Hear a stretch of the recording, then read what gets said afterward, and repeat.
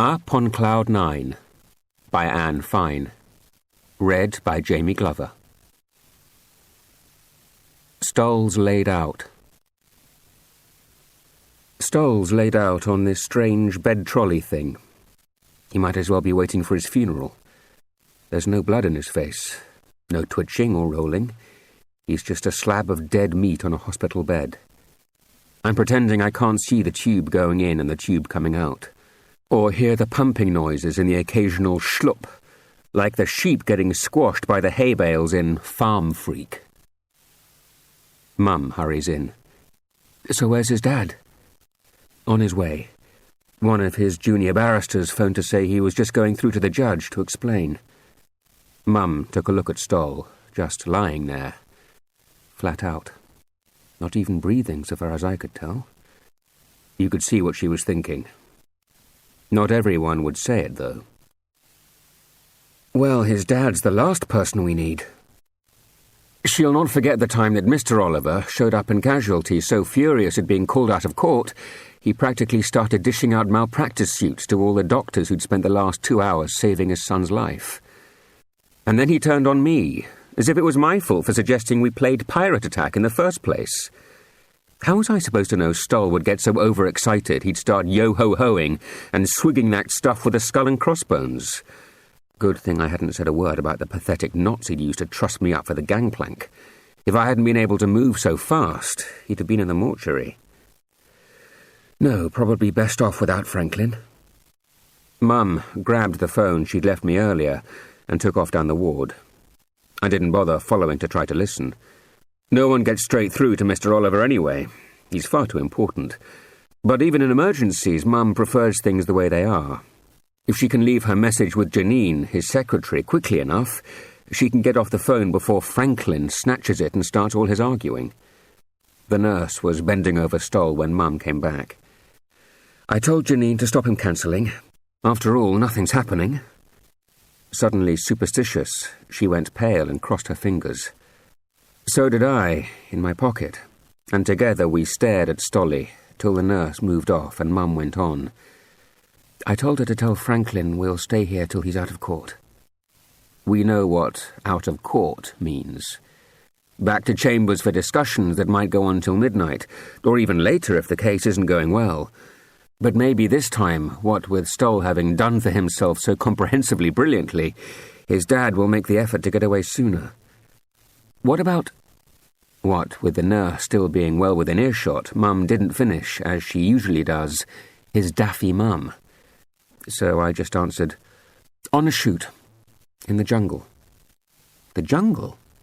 Nicaragua. I'm not sure Nicaragua's jungle. But clearly even Mum had grasped this was no time for start geography. To tell the truth, though, she did not look sorry. Esme Oliver is a menace in a sick room. She's the sort of person who would unthinkingly lift off your sterile dressing to wipe off her nail polish, or fetch out her hairspray in a ward full of asthmatics. But is she on her way back? No, not yet. They can't find her. Can't find her? Is she lost? No, I explain. It's just that her assistant can't raise a signal. You see, she and the photographer have taken the models where there are no landlines, in order to get that absolutely authentic sense of lost in the rainforest chic to launch her new range of 3-tiered mock python and marabou waterproof... Normally, Mum adores this sort of stuff.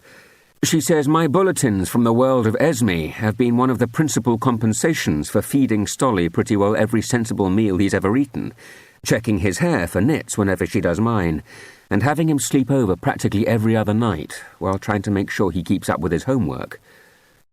But this time, Stoll's too white, too still. She cuts me off. Right, she says. You keep him going till I get back from seeing the doctor. What does she mean, keep him going?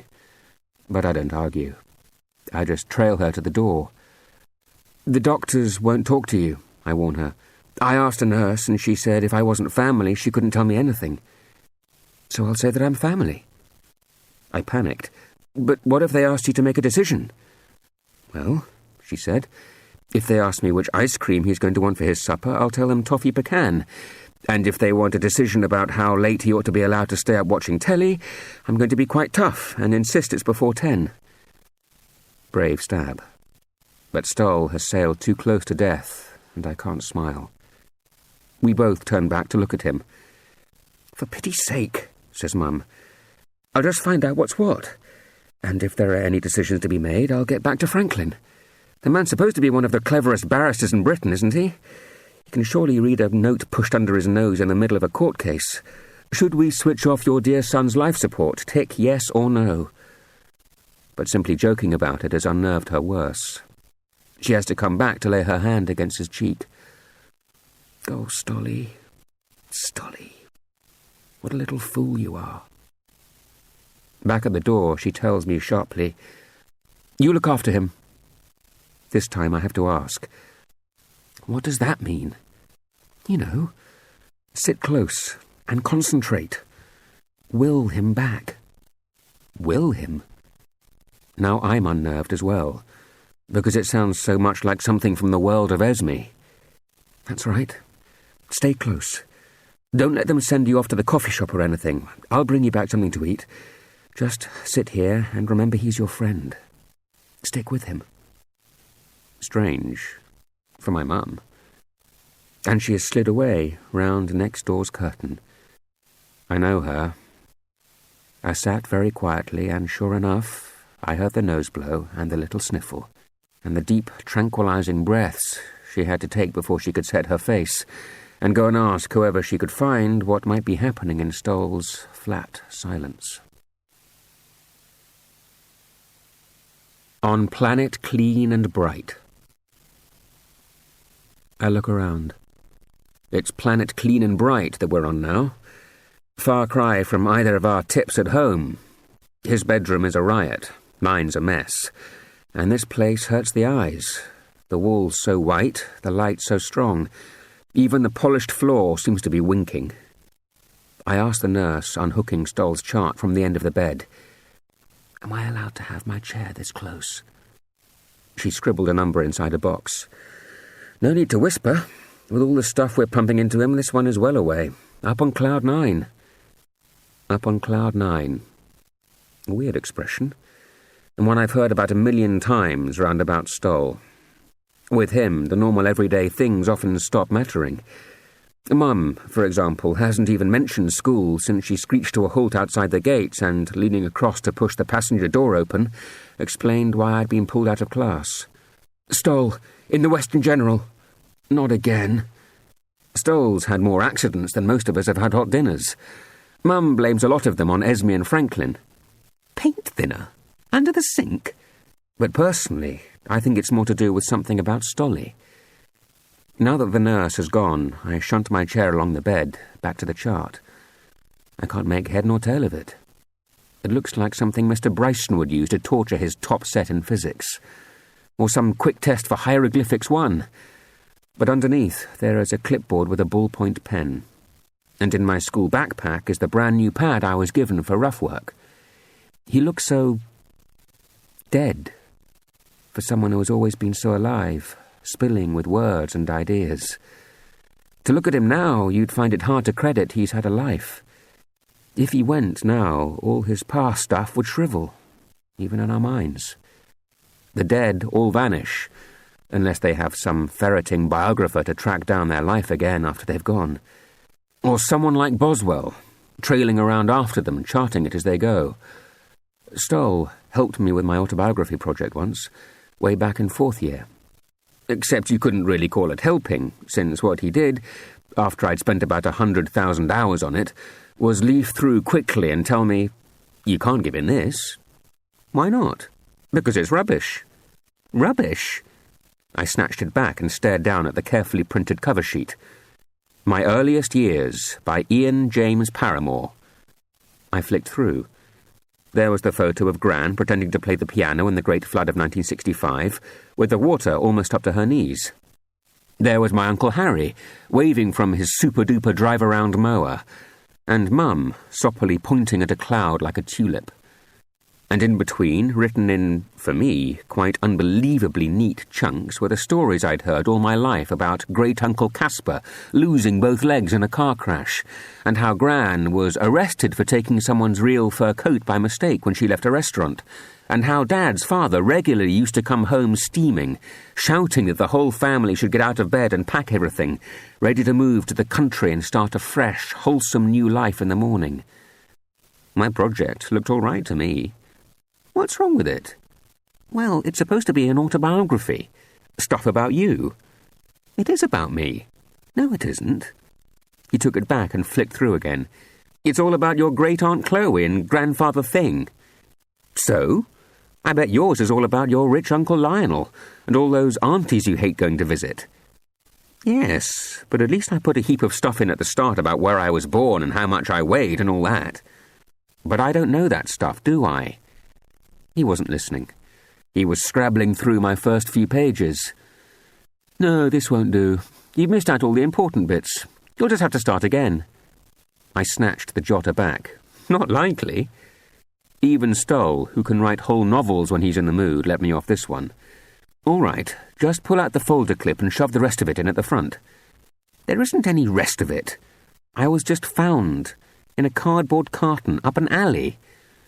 What was it called, this alley? Robin Lane. He eyed me with the deepest suspicion. That can't be true. I was mystified. Why should I lie to anyone about that? And why would they lie to me? That's what they told me.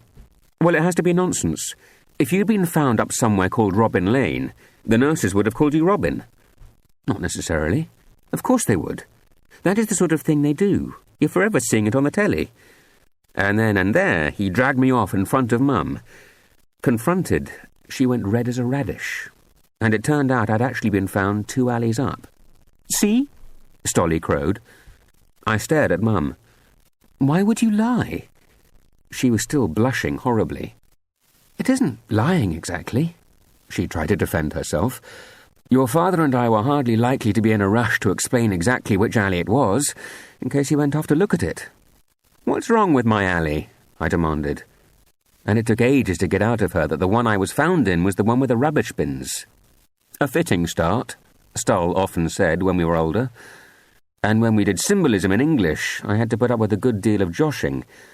But at the time, he simply shrugged, satisfied his intuition was correct, then went on to nag Mum about showing him my memory box. That's up to Ian, Mum said. They're his memories. Not mine, I said. I don't remember them. She wiped off that, well, you're supposed to look, and said instead, It's your decision. It's your box.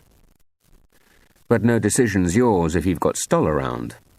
So while I busied myself drawing a picture of a merry little baby sitting in a battered old carton waving, he had a rummage through my memory box, and dumping the blanket in which I was found out of the way on the floor, picked out a couple of photos. So who's this? Nurse Sarah Deloy.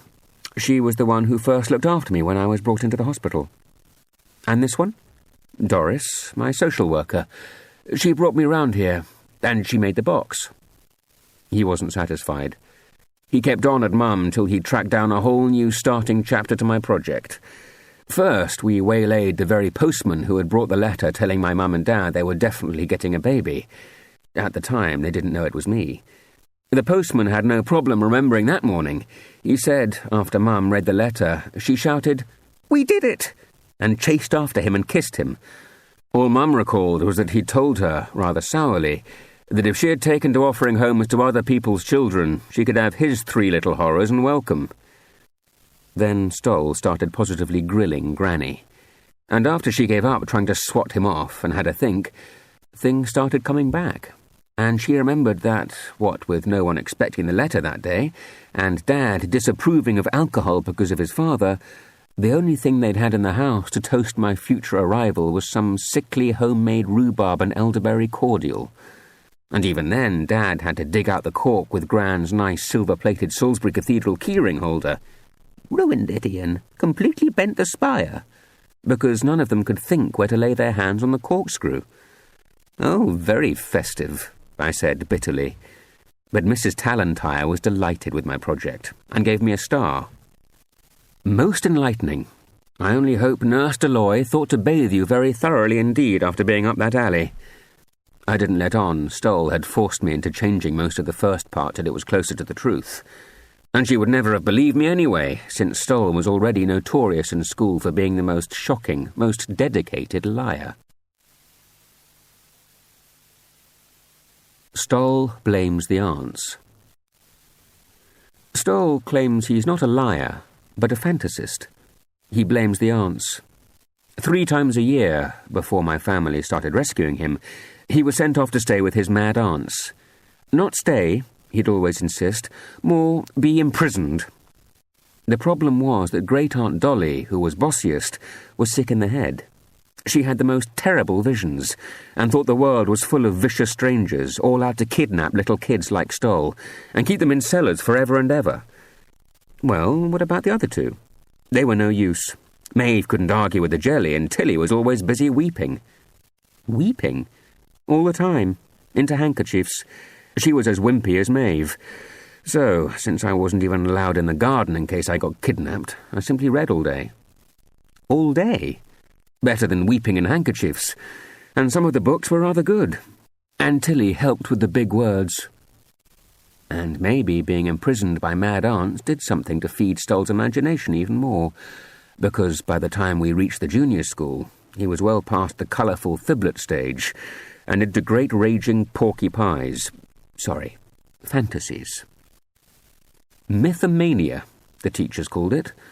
They fussed and frowned, but we all loved it. It was like sitting round a telly that ran a different soap opera every day. He had so many lives. One day, he'd be an orphan, and we'd hear the terrible story of how he'd lost both of his parents in a hotel fire, or tidal wave, or hurricane. Next day, he would mysteriously seem to have 6 beautiful sisters, all born dumb, and all talented at seeing the future. The day after that, there'd be some brother who'd worked as a spy, or a whaler, or ace pilot.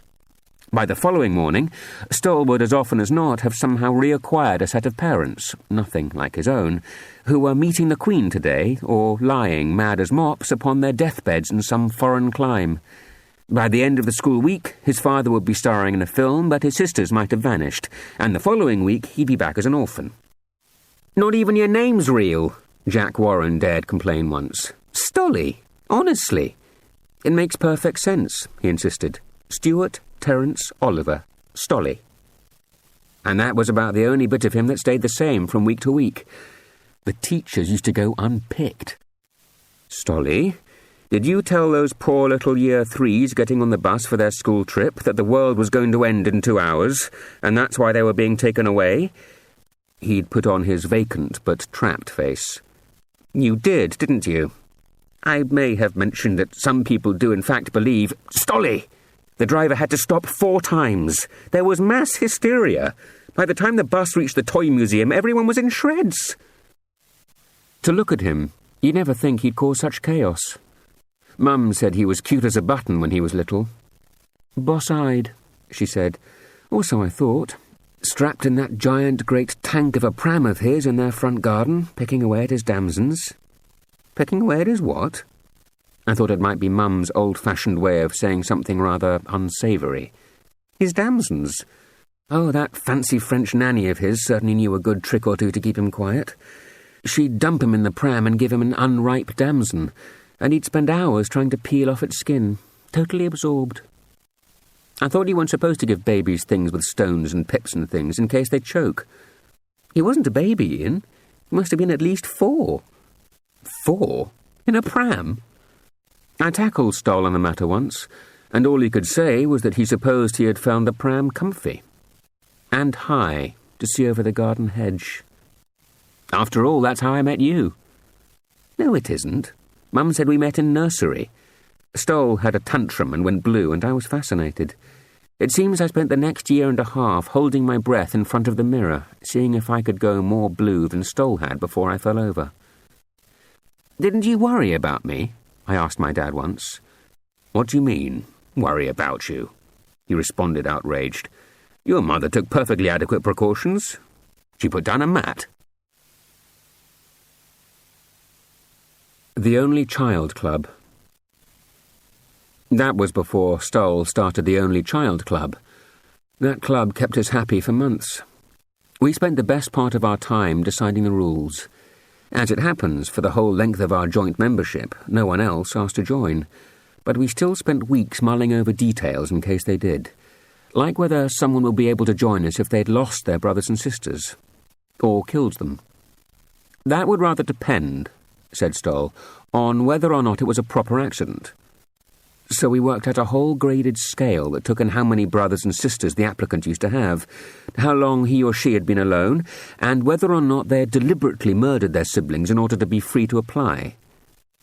Suppose it was half an accident, I might suggest, like taking a stupid younger brother along a cliff path in a gale-force storm. What, no actual pushing? No, not sensibly making sure to shout, "You stay away from the edge," every 5 seconds, but no actual pushing. Tricky. We chewed these things over for hours. Sometimes we'd check with Dad when he came home. No use talking to Mum. She used to take the line that she was too busy to listen to drivel. Dad would peel off his overalls and look down at Stoll, standing clutching the grubby sheets of paper on which we were stubbornly drafting our rulebook. This sort of thing is a lot more up your dad's street than mine, Stoll. But we all knew that Mr. Oliver wouldn't be home for hours, and if Stoll phoned him at work, Janine would say it wasn't quite the moment, so Dad would welly in and have a go. So this hypothetical person who might, someday, possibly, want to join your Only Child Club didn't exactly force this poison down their brother or sister's throat then. They just left it lying rather temptingly on the table. That's right. But not entirely by accident. I mean, they were really secretly hoping their brother or sister would take it. That's right. Dad scratched his head. Well, I think they should be turned down. Really? Yes, really. I honestly believe that if you can't make a bit of an effort to act decently towards your little brother or sister, you don't deserve to be in such an exclusive club. Goody. Later, when Stoll had gone home, if he had gone home, Dad would say, "You know that friend of yours is touched with a feather of madness, don't you? The teachers say he's just a little bit eccentric." Teachers are paid to be polite about other people's children, Ian. You mark my words. That boy is bats. Then, as often as not, he'd go off muttering. Takes after his parents. Quietly, but not quite quietly enough. Talk about quiet. Talk about quiet. This place is giving me the creeps. From time to time I hear a rise of soft chatter from the nurses at the desk at the other end. A few of the monitoring machines from the other beds are ticking or schlupping, and I can hear Stoll breathing now. But only just. In the end, it got on my nerves so much I went off to the lavatory.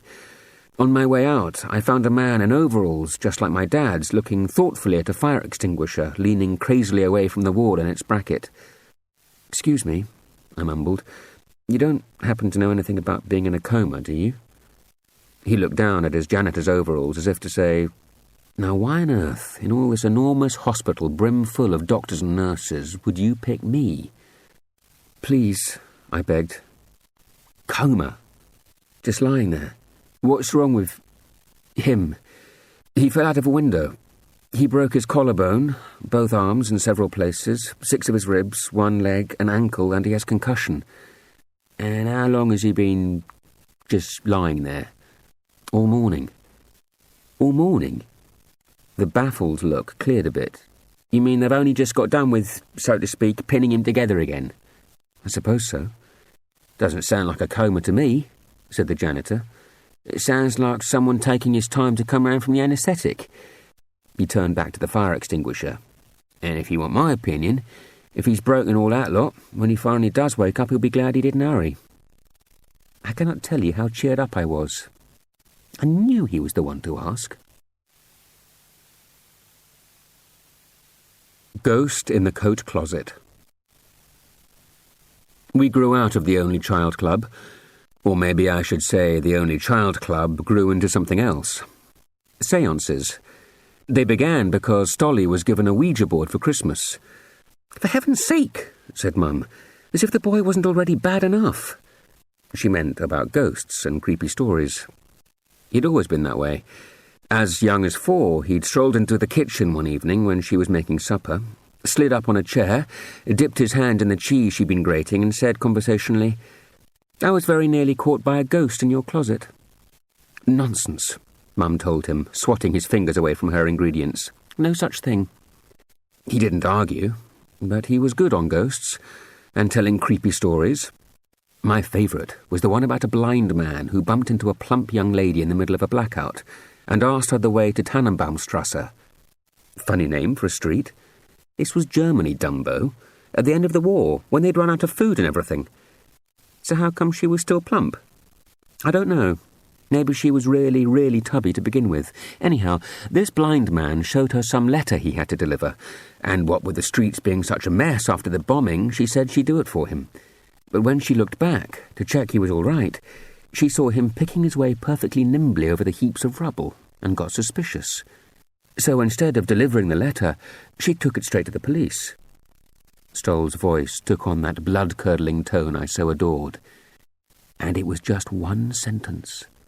All it said was, "This is the last one I'll be sending you today." Just that. Just that. The police asked the plump young lady, wasn't there any package to go with it? And she said, no, just the note. And they thought, curious. So they went round to this address on Tannenbaumstrasse, and guess what they found? What? Dozens of dead people hung up on hooks like pigs in a slaughterhouse, some of them already half cut up and put in packages. What, ready to sell? And eat? Black market, see? I shuddered deliciously. And she'd have been next. You can see why I liked him sleeping over, and you can see why Mum was never quite so keen. But when he came round, clutching the Ouija board, she tried to put her foot down. "No. I thought you didn't believe in ghosts and spirits and things," Stolly accused her. "No more I do." "Well then," he said, "it's just a game, isn't it? I mean, if you won't even let us play a silly game, you must believe there's something in it. Don't try your father's lawyer tricks on me, young Stoll." But he could always work his way around Mum, and Dad was keen. "Brilliant. We used to do this all the time when I was young. We didn't have a proper board like this, though. All we had was a circle of scrappy bits of paper with the letters scribbled on them, and an upside-down glass on the table." He tugged Mum down beside him. "Don't be such a spoilsport, Sue. Let's get started." I don't know who was pushing it, but off it went. Who is there? Napoleon.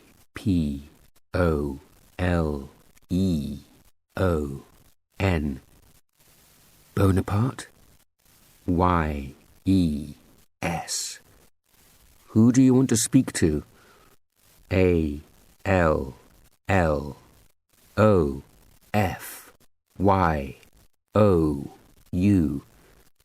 Do you have a message for us?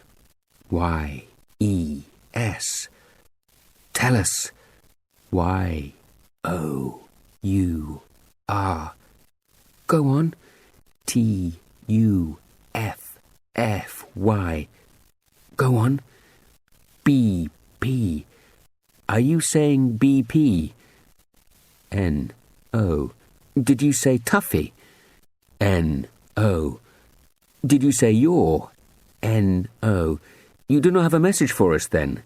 N-O. Are you Napoleon Bonaparte? N-O. So you can see why Mum stopped worrying.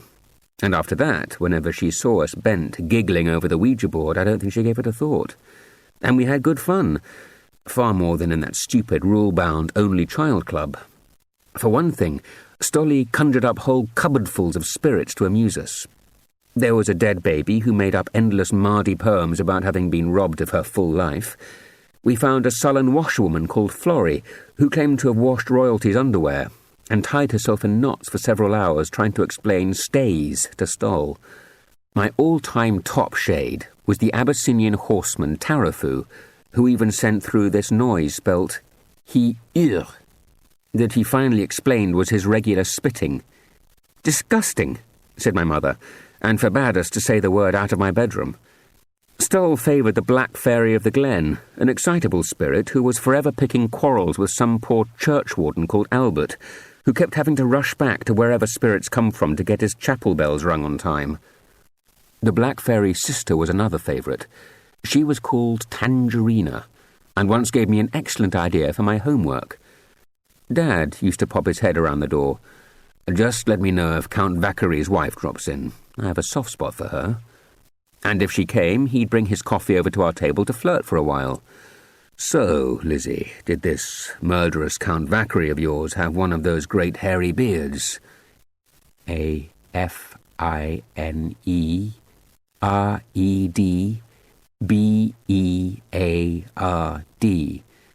"And have you gone off them a bit, what with the black-hearted fellow stabbing you to death while you slept in your bed and all?" "N.O. Would you like me to grow one?" "N.O. Why not?" SIRYOUAREMARRIED.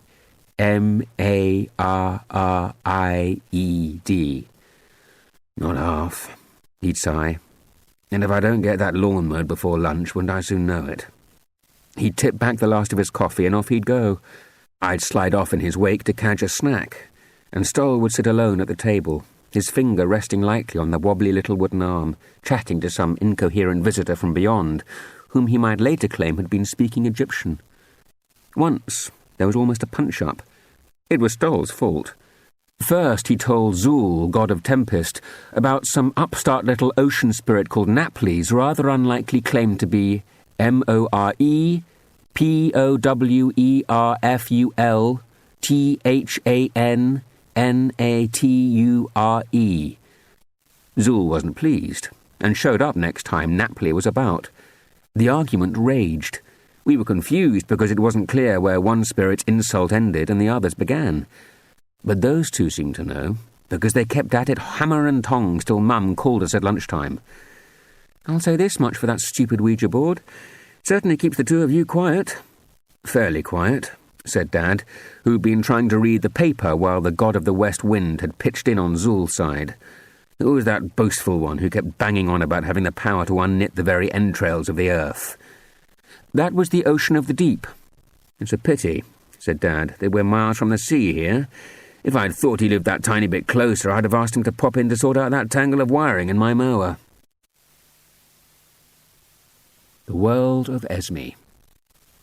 A doctor came along the ward, her shoes squishing worse than mine on the gleaming bright floor tiles. "I understand your mother wants a little word." I nodded. "She went that way." I pointed to the swing doors at the end. "Oh, right." She didn't look as if she were inclined to follow.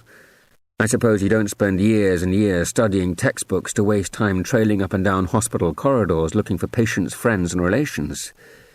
"Tell her I'll be back this way after I've been through Tanner Ward." "Right-ho." She turned away.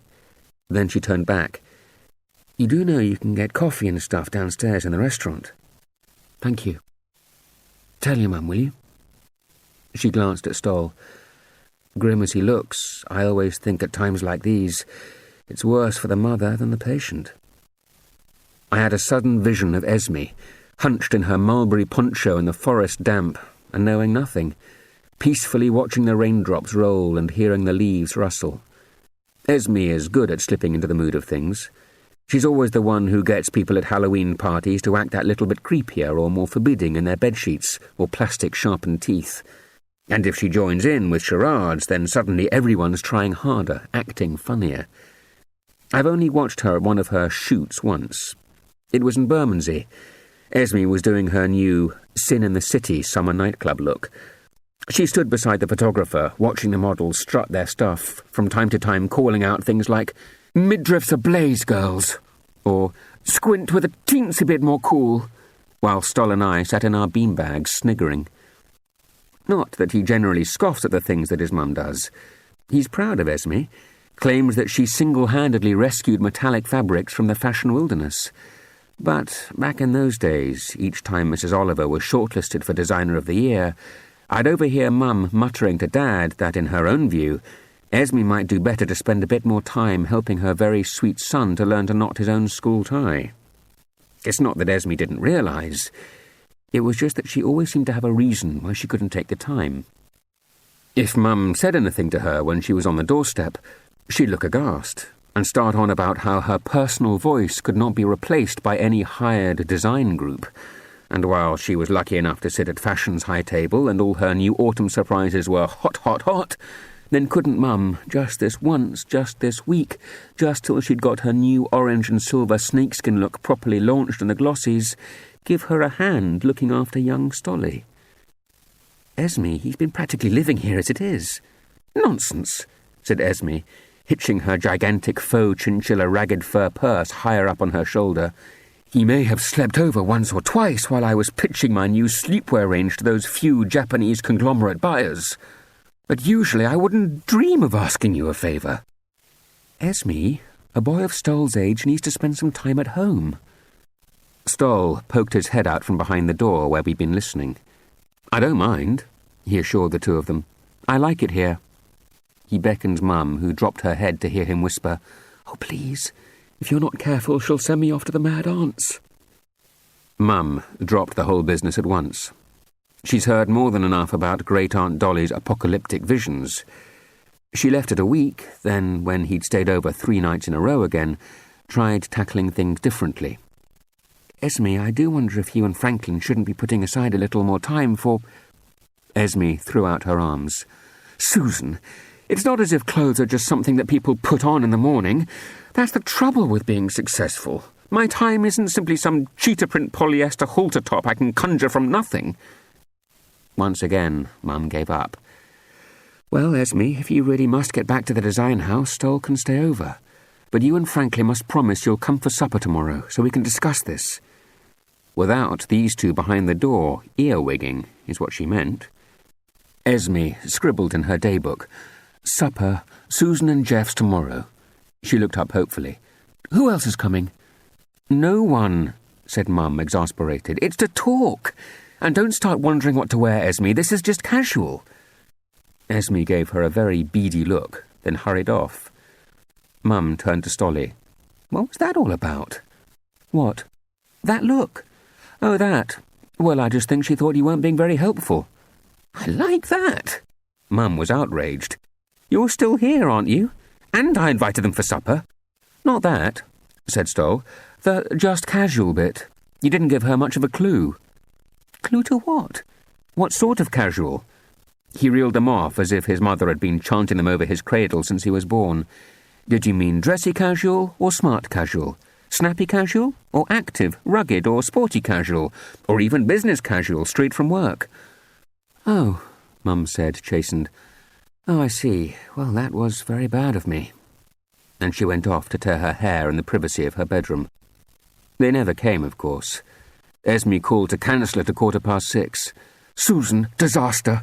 Poor Tarran's been peeking around his camera, shrieking, 'More waif-like if you would, dear,' at the model all afternoon. But so far, all the benighted creature is managing to give us is bury your babe on the trail grim. I'm never going to make it." Mum stared down at the piles of onions and cucumbers and green peppers that Stolly and I had been slicing and chopping. "Well, what about Franklin?" "Franklin? No chance. He says he'll be banged up in chambers for hours yet." "So supper's off, then?" "If you don't mind. I hope you haven't started cooking." No. And you can keep Stoll, can't you, since it's an emergency?" "No problem." Mum put the phone down. "Well, Stoll, don't say I didn't try to get you raised right." "I don't mind," he assured her. "I prefer it here." And I shouldn't think either of us thought he was lying. Speaking of angels. Next time the nurse came around to check, what? That he hadn't died without my realising, she told me, "Someone called Janine phoned with a message for your mum. It's, 'Are you sure?'" "Are you sure?" "Yeah, that was it. 'Are you sure?' From Frank, she told me." Franklin. Not one to waste words, clearly. Nor his time. He's no slouch, Franklin. Sometimes when he was ordered to drop by to pick up Stoll on his way home, he'd leave his finger on the doorbell longer than was strictly polite, and when Mum went to let him in, she'd find him lolling against the doorframe, as if just standing still doing nothing for these first few seconds in his day had reminded him that he barely had the strength to stand upright. Stoll ready? Can I take him? Stoll would start gathering his gear, fussing about lost shoes and plastic fangs or chocolate buttons. He'd fly upstairs to find his precious Captain Blood talking cutlass. Mr. Oliver would get rattled. Don't take too long, Stoll. I'm a bit pushed tonight. My client claims God told him to slay his family, so I'd quite like to brush up on Crown versus Harmer. I talk to God quite often, Stolly informed no one in particular as he sat on the bottom stair, tugging on his shoes. Really? Mum asked politely. Yes, Stoll said. He has quite a lot of really interesting information. I wonder if he's hot on taut, said Mr. Oliver. I have a really rather unusual case in the offing whereby— I never knew you prayed, Stoll, Dad interrupted hastily, except, of course, when you're forced to in assembly. Oh, yes, said Stoll. In fact, when I grow up, I would quite like to be an angel. Who would have thought, said Dad, dropping to his knees to help with the laces. Stoll took an age to get on top of tying bows. As far as I can recall, we've never had any theological discussions at all, except for those times, of course, when we've forced you to lend a hand with the cleaning and you've kept grumbling that you don't think the little Lord Jesus ever had to wash up the dishes or clean the gunk out of the sink. Speaking of angels, Mum said to Franklin, will you be fortunate enough to get along to this year's school nativity? Not with old Hornchurch fumbling his weary way through a cut-and-dried family axe murder. Not a chance. Mum looked as sympathetic as she could. But after he and Stoll had gone off, hand in hand, she turned to Dad. Well, if the Olivers end up having to do the same as last year, our PTA will be quids in again. I stuck my nose in. Why? What did the Olivers have to do last year? Mum looked embarrassed. I don't think she had realised I was listening. Well, Franklin couldn't make it, so Esme brought someone along with her to video the whole thing so Franklin could see it later. So? Well, Mum admitted, she was world famous, this video maker. Won whole strings of international awards. And you don't suppose we sold all the copies for nothing? Stoll ties his laces. I said to Mum, you realise that's your fourth cup of coffee. You'll soon be on the ceiling. Mum dropped the sugar packets on the cabinet beside Stoll's bed. Then she dived into the shelf beneath and pulled out his trainers. Each was still knotted with one of Stoll's fearful messes, with great cuts down the side where someone in casualty must have snipped them off his feet, rather than waste time trying to unfasten them. Mum started picking at the claggy knots, though it was obvious the shoes were ruined. Message from Franklin, I told her. Are you sure? Sure about what? His coming? His not coming? Janine didn't say. Mum dropped the filthy trainer in her lap. It doesn't matter either way, since I'm not sure about anything. Perhaps he meant about you and me staying here all day. Oh, well, she said, cheering rapidly. That is the only thing that I am sure about. And she went back to Stoll's tangle. Remember those endless lessons? Who wouldn't? Stoll on the bottom stair, fretting, and Mum trying for the millionth time. Ready? Now take it slowly, Stoll. The bunny rabbit pops out of his hole. Stoll stuck his thumb up. Then he runs round the tree trunk. Stoll made a loop. Then he runs round the other tree trunk and pops down the hole again. Stoll's shoelace bow fell apart. Mum patted his knee. Don't worry, sweetheart. We'll have it all sorted out before you move up to the big school, I bet you. We'd really better, Stoll said gloomily. There's only 3 more weeks to go. Devil on his shoulder. He had something else on his mind, too. The devil he believed to be living on his shoulder. Stoll, this is nonsense, howled my dad. What sort of devil? A tiny one that can move fast.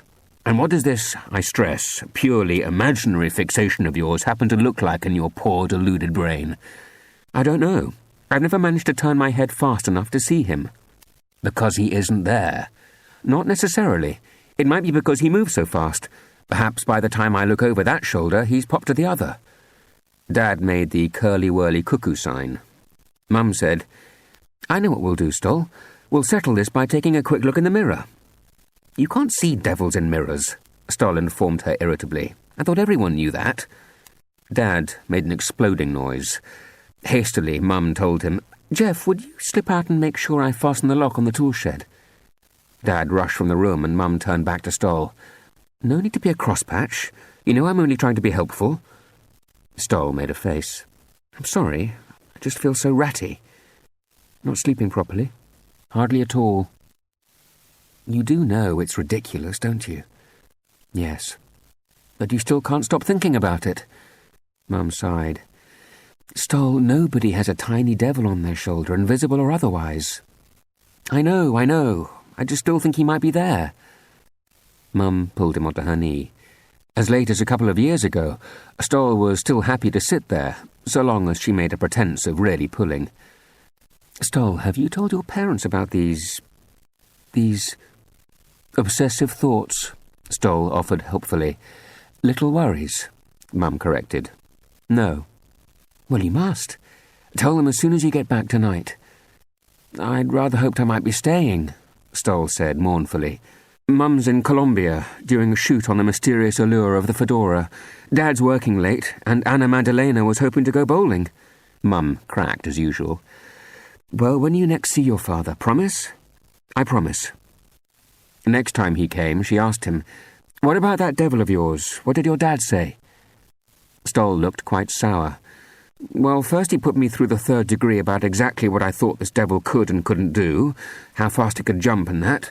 And then, when I asked him what he thought, he tapped his pencil on his teeth and inspected me over his spectacles."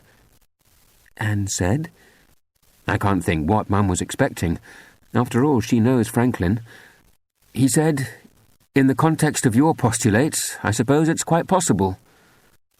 Tough talking, n'est-ce pas? But it did the trick. From that day on, there was no talk of devils. I got the feeling Mr. Franklin had somehow irritated Stoll out of his obsession.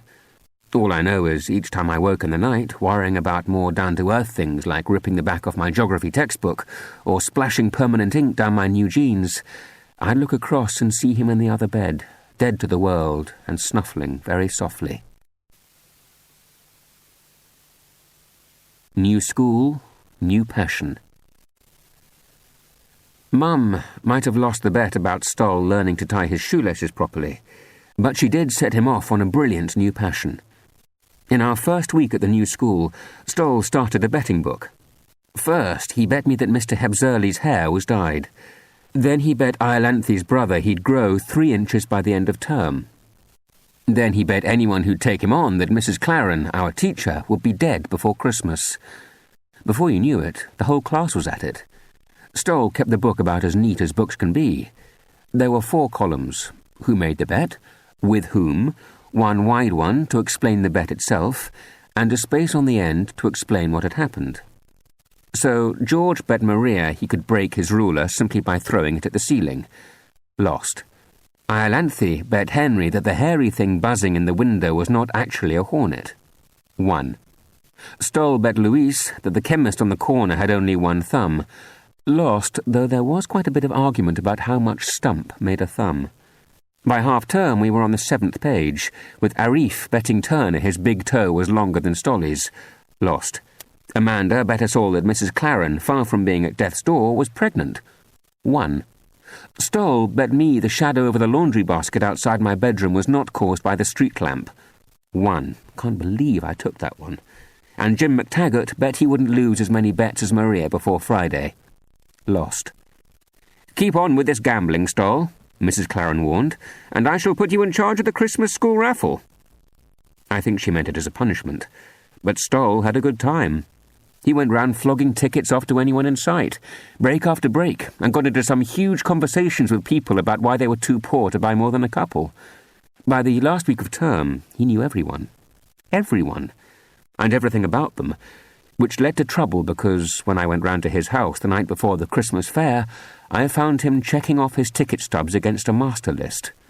Some of them he was simply crumpling up and tossing in the waste bin. Others he was folding to drop in the raffle pot. "What are you doing?" "Fixing the raffle." "You can't do that." "Why not? I'm in charge, aren't I? She put me in charge." "She didn't mean for you to cheat." "I'm not cheating. I'm working on a perfectly good principle." "Whose? Burglar Bill's?" He was quite put out. "Not at all. Karl Marx's, Jesus Christ's, and Robin Hood's." "Your dad says every burglar and embezzler he's ever prosecuted has claimed all they were doing was shifting stuff from someone who didn't really need it to someone who did." "Does he?" Stoll's voice was light years away. "I don't remember that." "Yes, he does. And then he tells us how many of them are in jail now and laughs like a drain." Stoll couldn't have looked more indifferent. "Oh, really?" I watched him toss away more stubs. "You'll be in big trouble, Stoll. No one will ever know." And no one did. We sat there half the evening, picking out the tickets of the folk Stoll deemed unworthy. I filled the bottom of the pot with crumpled paper to hide the fact that most of the raffle stubs had vanished, and covered it with a rather fine false cling film bottom. Next morning, at the fair, Stoll had the sense to invite the Turkish janitor to pull out the winning tickets, knowing full well his English wasn't good enough to explain that the inside of the pot felt peculiar. And Christopher Tanner won the bike. Den's family won the hamper. The other prizes spread good cheer where it was needed most, and Mrs. Claren confiscated the betting book and never gave it back again. Thank you so much for the lovely... Stoll spent so much time at our house, my mother pretty well ran his life. I would have hated it if Esme and Franklin Oliver had given me orders, but though Stoll often argued, he did it in a way that made you feel he was just family. "Oh no, not thank you letters. Stoll, it's New Year tomorrow. Leaving them any longer is rude." "But I hate writing thank you letters." "Fine," Mum said. "Your decision. I can come back with you to your house and help you gather up all your presents and return them to everyone who sent them." "Not likely. Or you can write and thank them, just like Ian." He'd sigh. "Oh, all right." Mum put the paper in a pile between the two of us, and found us pens and stuff, and one or two not quite dried-up felt pens. We'd muck about for a bit, drawing cars racing round the margins and corpses lying at the bottom of the page. Then we'd get started. I'd write the usual, "Thank you so much for the lovely blah blah blah you sent me. I especially liked it because blah blah blah. We had a really nice Christmas with blah blah blah. I also got blah blah blah and blah blah blah." If it was a really good present, Mum made me put in an extra chunk about what we'd been doing last term, or in the holiday, so the letter would stretch over the page. Then, at the end, I'd go, "So thank you again for the blah blah blah," and that one would be over. I got quite good at it. I'd churn them out at some swift rate once I got going. Stoll, though, would take forever. He would get sidetracked straight away. Every few minutes, I'd notice his hand reach out for a fresh sheet, and couldn't resist starting reading his letter upside down across the table. So Mum said, "And what time do you call this?" Dad must have been in tip-top fighting mood because he told her, "8 o'clock, Esme. Don't tell me you've lost your watch." Mum gave him her swallowed-a-scorpion look and told him, "Don't you be flip with me when you come home this late." Dad dumped his briefcase on the kitchen counter. "For pity's sake, Esme, I'm not this late every night." And she hissed, "Not the Saturday before Christmas. Not with the Felthrams and the Harrison Turners in there, making icy conversation over their third drink because the half-wit who forgot they hate each other and invited them for the same night hasn't thought to get home in time." Dad looked a bit guilty and said, "Well, no need to get your knickers in a twist. I'm back now, aren't I?" And Mum shoved her hands on her hips and said, "Don't think you're going to slide out of it quite that easily, Franklin Oliver. I'm not one of your—" And Dad interrupted. All right, I'm sorry," and tipped a load of olives into the dish he had to buy her after the rocket she gave him about eyeing the beach girls in Tarrasalina. He said, "Let's not waste time standing here spatting. Let's get this grim show on the road. Who did you say I was idiot enough to invite?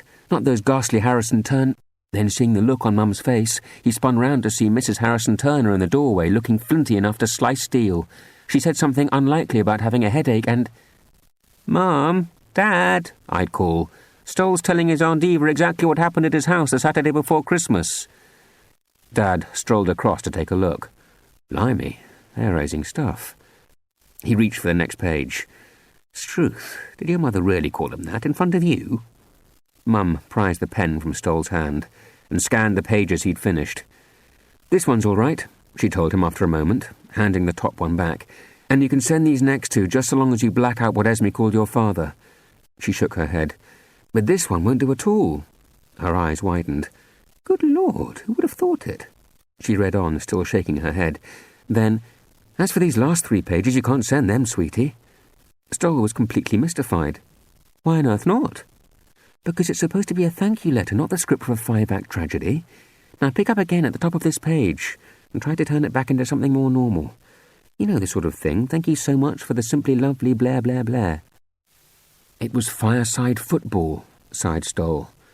He reached out for my last effort and started copying, muttering, "Blair, Blair, Blair." "You've written sheriff's outfit," I reminded him a few moments later, "and that's what I got. You got fireside football." "It doesn't matter," Stoll said. "It's not a real letter anymore, after all, is it? No one will bother to read it. It's only manners." How could you do that? This writing business landed him in trouble, not just at Christmas, but in summer too. We took him with us once on holiday. We don't have anything like the money Esme and Franklin have, so we do house swaps. "They're very sensible," Mum explained to Stoll. "People who live by the sea love being in cities, and people who live in cities adore the beach. You tell me what anyone could possibly want on a fortnight's holiday that can't be found in someone else's house." "A manicure?"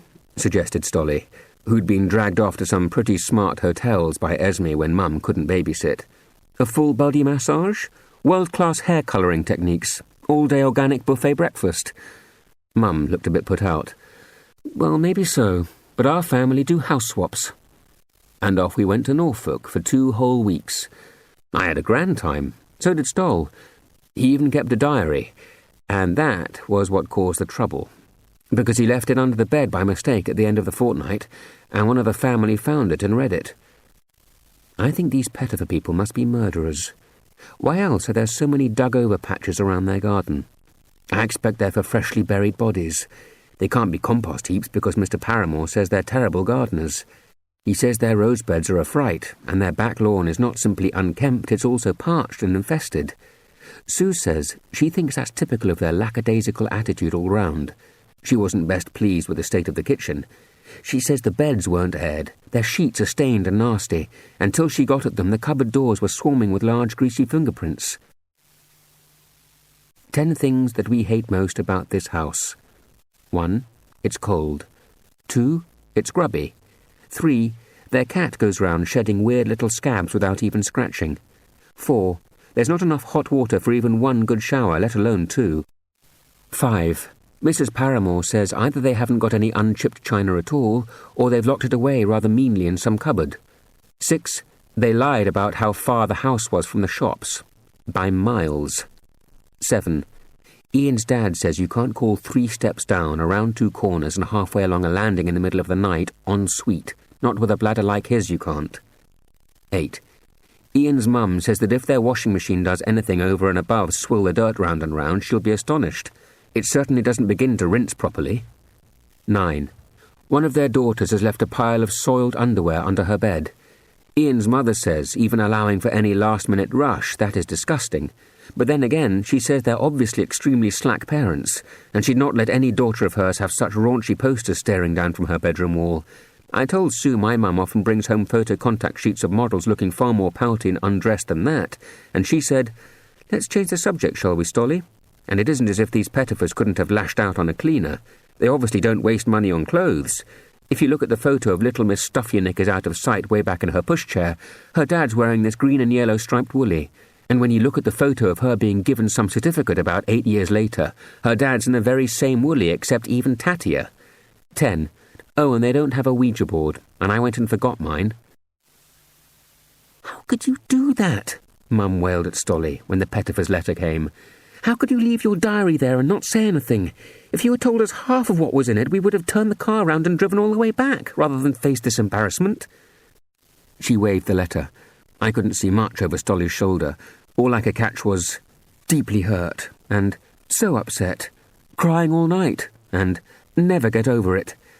"Sorry," said Stoll. But it was obvious he wasn't really.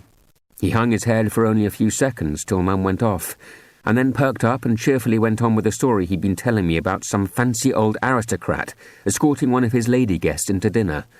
She'd asked him, "And tell me, Sir George, is this lovely ancient house of yours haunted?" Sir George had replied rather testily, "No, of course it isn't," at which point his false teeth had flown halfway across the room and landed behind the fender because a ghostly hand had reached from the shadows and slapped him very, very hard. Someone I've never seen. While Mum was off prowling round Tanner Ward, checking the doctor hadn't forgotten her, Someone I've never seen before popped her head round the curtain I've tugged a few inches along its rail to stop the nurse watching me scribbling. "Is this your brother, dear?" "Sort of," I said. "Stuart Terence Oliver?" "That's right." She looked a bit bothered. "He's got quite a fat file on him."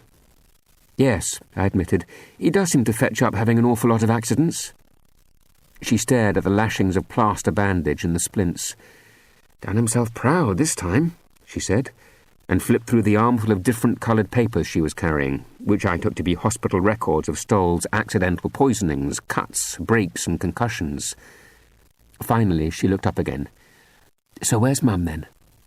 I didn't think it would do Stoll much good to say, "In Nicaragua," so I just muttered, "Oh, around. Back soon." "Good. Best have a little chat." She peered at me. "It sounds like a rather strange—" She hesitated a moment. "Fall. Have you the faintest idea why Stuart here might possibly have been up there on the—" "It was an accident," I broke in hastily. "He doesn't pay attention. He's famous for it. Ask the school. He's had an awful lot of minor calamities, and every time people have worried about them, they've realised in the end that that's what they are. Just accidents. Definitely." She looked about as doubtful as you can get without calling someone a liar to their face. "Well, we'll see." "Yes," I said confidently. She stared me out, and then she turned and squeaked off down the shiny floor. I picked up a few sheets of paper drifting in her wake, and since she'd vanished through the swing doors at the end, stacked them neatly on the swing tray of the empty bed behind me. Then I turned back to Stoll. Up at the other end of the ward, a nurse turned off something I hadn't even noticed was wearing, and the silence around us was heartbreaking. Heartbreaking.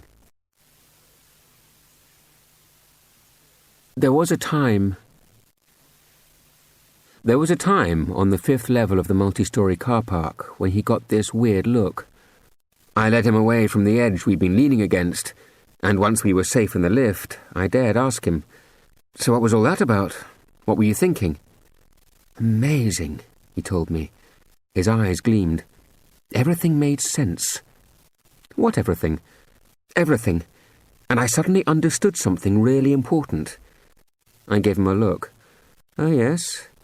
That little green men from Mars would like you to scramble up on a narrow concrete ledge and then jump from a great height." "No, Mr. Sensible, something about time." He said it as if it had a capital letter. Time? All of a sudden, I realised that every single minute I've been on this planet since I was born has been just that. "What?" "Time." "So?" I said. "No call to go peculiar, is it? But don't you see? Time isn't anything real. It's only time. So suddenly I saw that all the time that's still to come won't be real either." "What? It'll just be time?" "Right. So it doesn't matter." Whoa there, I hear alarm bells. He's got that mad glint in his eyes again. "So if that's all life's ever been, and all life's going to be, just time chewed up and gone, then I can do anything I want with it, can't I?" "Not around me," I told him sourly. "See? Away with the fairies. I'm practically his minder." Mum came back. Mum came back with a giant multi-layered sandwich. It's egg all through. All that they seem to have is egg. I like egg. While I was eating, I watched her slump in the chair and push back her hair. Her hand caught in a tangle, and I realised, looking at her anxious face, that she wasn't wearing makeup. Not even any lipstick. "This woman stopped by," I warned Mum. "She had a file on Stoll." I spread my fingers. "That thick." "Oh, God," she said, and closed her eyes. I finished the sandwich and licked a few stray bits of cress off my fingers.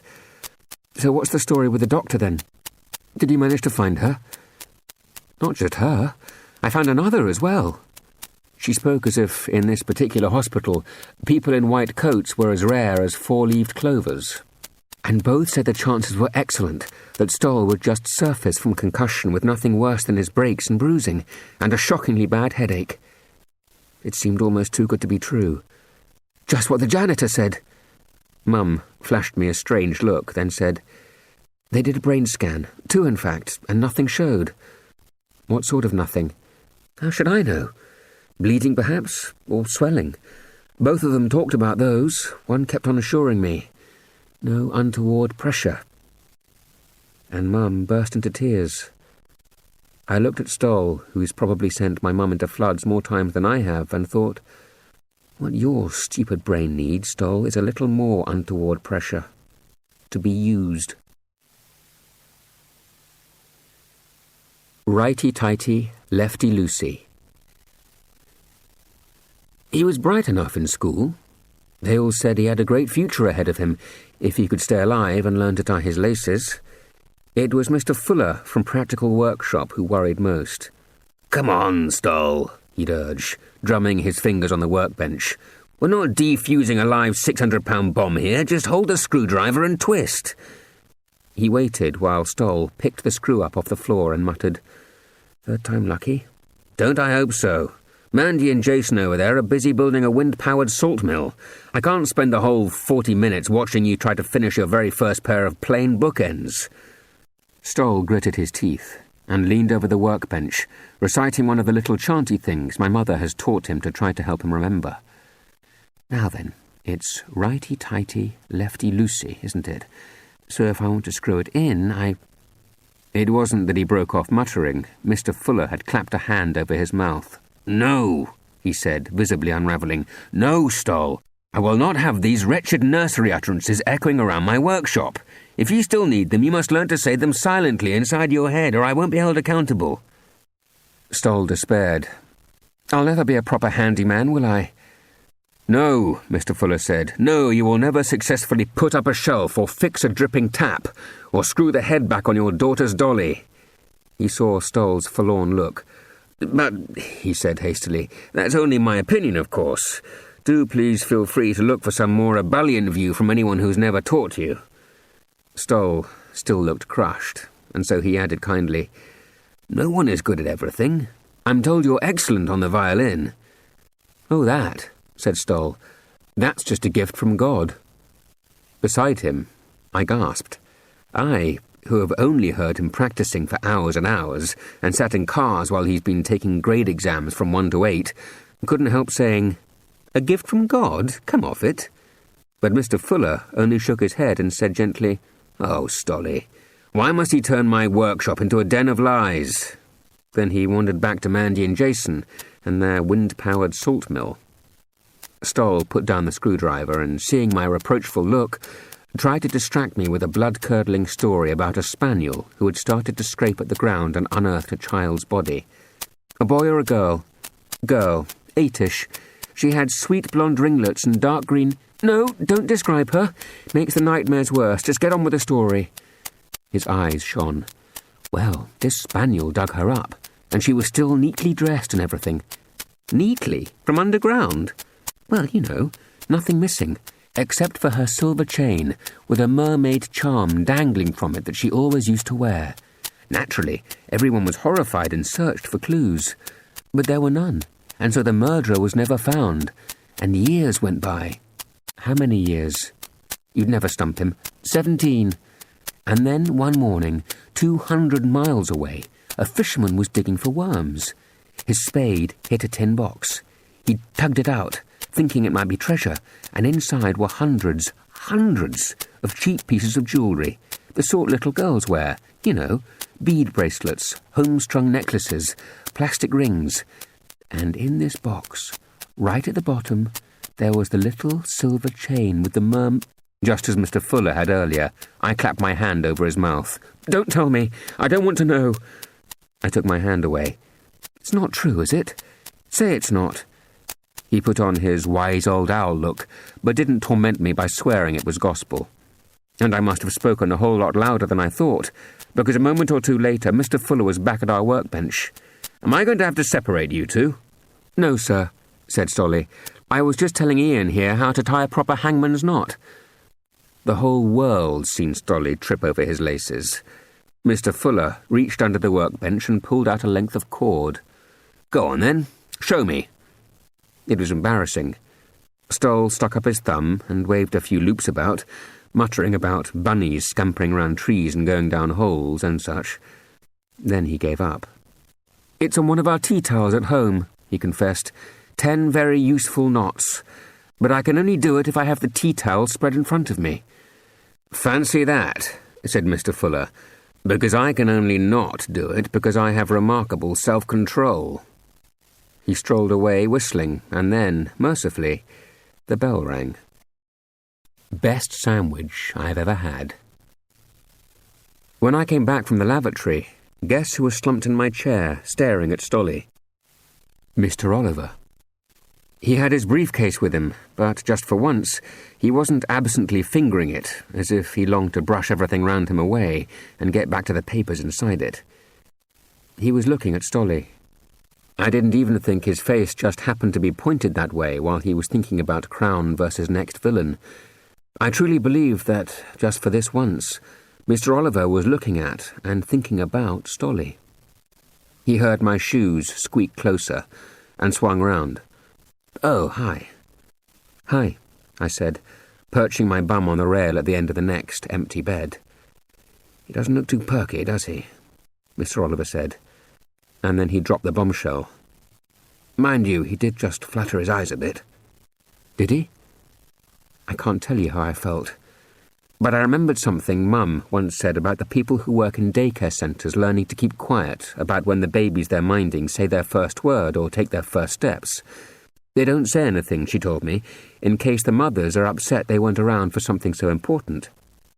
At the time I'd thought, so soft, but when I thought how I'd been sitting there all morning, waiting for Stoll to show one tiny sign he might come back to us, and then along strolled Mr. Oliver, and all of a sudden, well, what Mum told me didn't seem so silly now. "Are you quite sure?" "Of course I'm sure." I didn't know what to say after that, so I said nothing for a bit. And then, "They've got egg sandwiches in the cafeteria." He dropped a hand beside his chair to pat his briefcase. "That's quite all right," he said.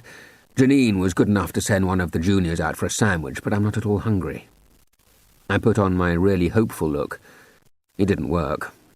Mum says that she's always suspected the best way of getting a subtle message through to Franklin is to hit him over the head with a heavy pan and then say whatever it was again very loudly. I took a simpler tack. "Well, can I have it?" "What?" "Your sandwich." He gave me a bit of a, well, as it happens, I might have felt like it later look, then handed it over. It was brilliant. The best sandwich I have ever had. It was organic avocado and cream cheese with flecks of smoked wild salmon on olive ciabatta bread stuffed with sesame. It practically made me change my mind about doing engineering.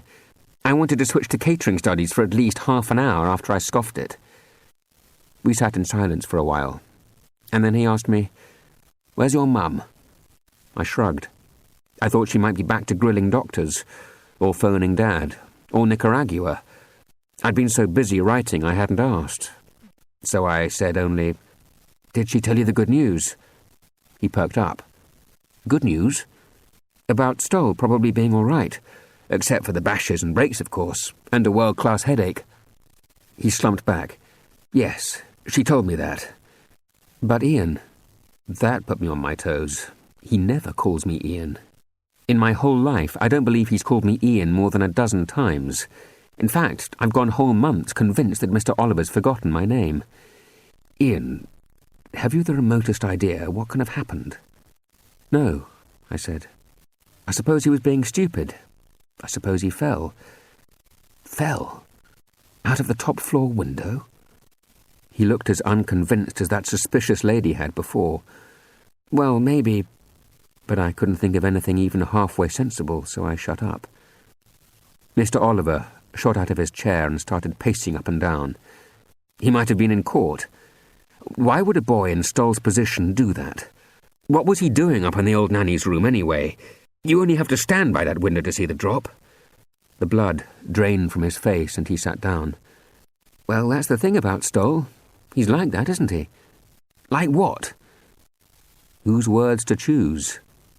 I did a silent test run. As I have said, the teachers use eccentric if they're feeling positive, and if they're not, they say damn nuisance. Mrs. Fraser calls him mercurial. My dad says bats, or touched with a feather of madness. Some kids say weird. Mum says he's his own person. None of them seemed quite the thing. "Well," I said, "Stoll is famous for doing really stupid things." He had the nerve to speak as if this came as news. "Really?" I felt obliged to defend myself. "Yes. I mean, what about that time he made a raft for his gerbils?"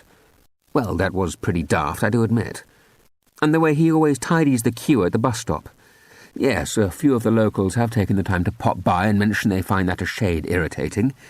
And when he swore that he would eat only enchiladas and ginger snaps, yea, unto death. I never heard about that one. It didn't last long." I thought some more. "And when he started building his own private wailing wall." Mr. Oliver sprang to his feet again. "Well," he said brightly, "I really do think I'd better have one more quick word with the doctors." He couldn't get out of the ward into the corridor fast enough. I parked myself on his warm patch and wondered if he had any more lunch goodies tucked away. But it's probably illegal to root in a Queen's Counsel's briefcase in hopes of finding a chocolate chip cookie. So, since I'd clearly appointed myself Stoll's official biographer, I picked up the clipboard and got back to my writing. Dreamy sleepwear for sleepy dreamers. Mum hurried in, glancing back nervously over her shoulder. "Is someone following you?" "I was just looking for Franklin." "He'll be back," I said. "He's left his briefcase. He went off to look for a doctor." "Yes, we bumped into each other in the corridor. I listened in and they told him exactly what they had just told us." She paused. I waited. In the end, I prompted, "And?" "Nothing." "What do you mean?" "Just that. All Franklin did was stand there quietly, listening to what they said. He didn't pick holes. He didn't even demand any extra explanations. He didn't start to argue. He just stood there, listening." "Blimey," I said. "No wonder you're worried." He came back shortly after that. Mum glanced at his defeated face and then at me. Then she dived for the briefcase. "Franklin, I really think you better go." "Suppose someone needs to talk to you before the court starts up again after lunch." "I don't know." "He looks so—" We all filled that one in. I thought, so different, just as Mum said so vulnerable and Franklin said so young. He was still looking forlornly at Stolly when he said, "You'll hold the fort then, Sue, till I get back, and keep trying to get through to Esme." Mum made a noise that wasn't quite a yes, and when he'd gone I said accusingly, "You didn't sound too sure of yourself. Which bit were you fudging?" "Esme," she admitted. "Oh, I feel terrible." She sprang to her feet and leaned over Stolly just as the nurse had, but without daring to lay her hand on his shoulder. "I certainly hope he's as firmly on track as everyone keeps telling us, because I rather think I might have fobbed off his mother." "Fobbed off Esme? You mean you actually got through to her and told her not to come home?" "Not exactly. I mean, I did get through, in the end, and I did manage to explain Stoll was in hospital, but frankly, Esme sounded so panicked that instead of explaining exactly what had happened, I went on a bit too quickly to tell her the doctors were insisting he'd be fine, and at the moment she asked, 'Should I come home, Sue?' the line was crackling so badly I could barely make out what she was saying. I just started to tell her, 'No, this is no good, Esme. I can't hear you properly,' when the line went dead. Just like that." The guilty look was back in force. "Yes, just after I said the word no. And now I can't get through again. I keep getting some recording. But she'll think it's just Stoll being Stolly. Sprained wrist, cracked shin or something. And you were telling her not to bother." Mum nodded. "Well," I said cheerfully, "you'll be in awful trouble if things go wrong. She'll have to sit on Franklin to stop him serving you a writ. But on the other hand, if she stays safely away in Nicaragua—" I didn't have to finish. We were remembering the time she'd been told off in this very hospital for rearranging chairs in waiting rooms and bothering senior nurses with suggestions about the uniforms. The problem is, pure white's so draining. Only the best complexions can handle it. Now, if you were to switch to some more subtle shade of cream or pale oatmeal— And when Stoll wasn't truly ill, simply off colour, she was the worst nurse in the world. Mum's mind was clearly working in the same way. Remember when poor Stoll had food poisoning? Do I remember? It was unforgettable. He was sent home from school for looking flushed and feeling queasy, and when, next day, I told Mum that he hadn't been in class, she dragged me round to his house, carrying a new pack of felt pens and an emperor penguin flannel with huge flapping yellow sponge feet. And Stolly wasn't there. The only person in the house was his last nanny. I was quite pleased, thought I might get to keep the flannel. But Mum was horrified, fearing the worst as usual. "Where have they gone?" Poor Anna Madalena pointed to a phone number on the list pinned to the wall. Mum ran her finger to the other side. "The exhibition centre." She was baffled.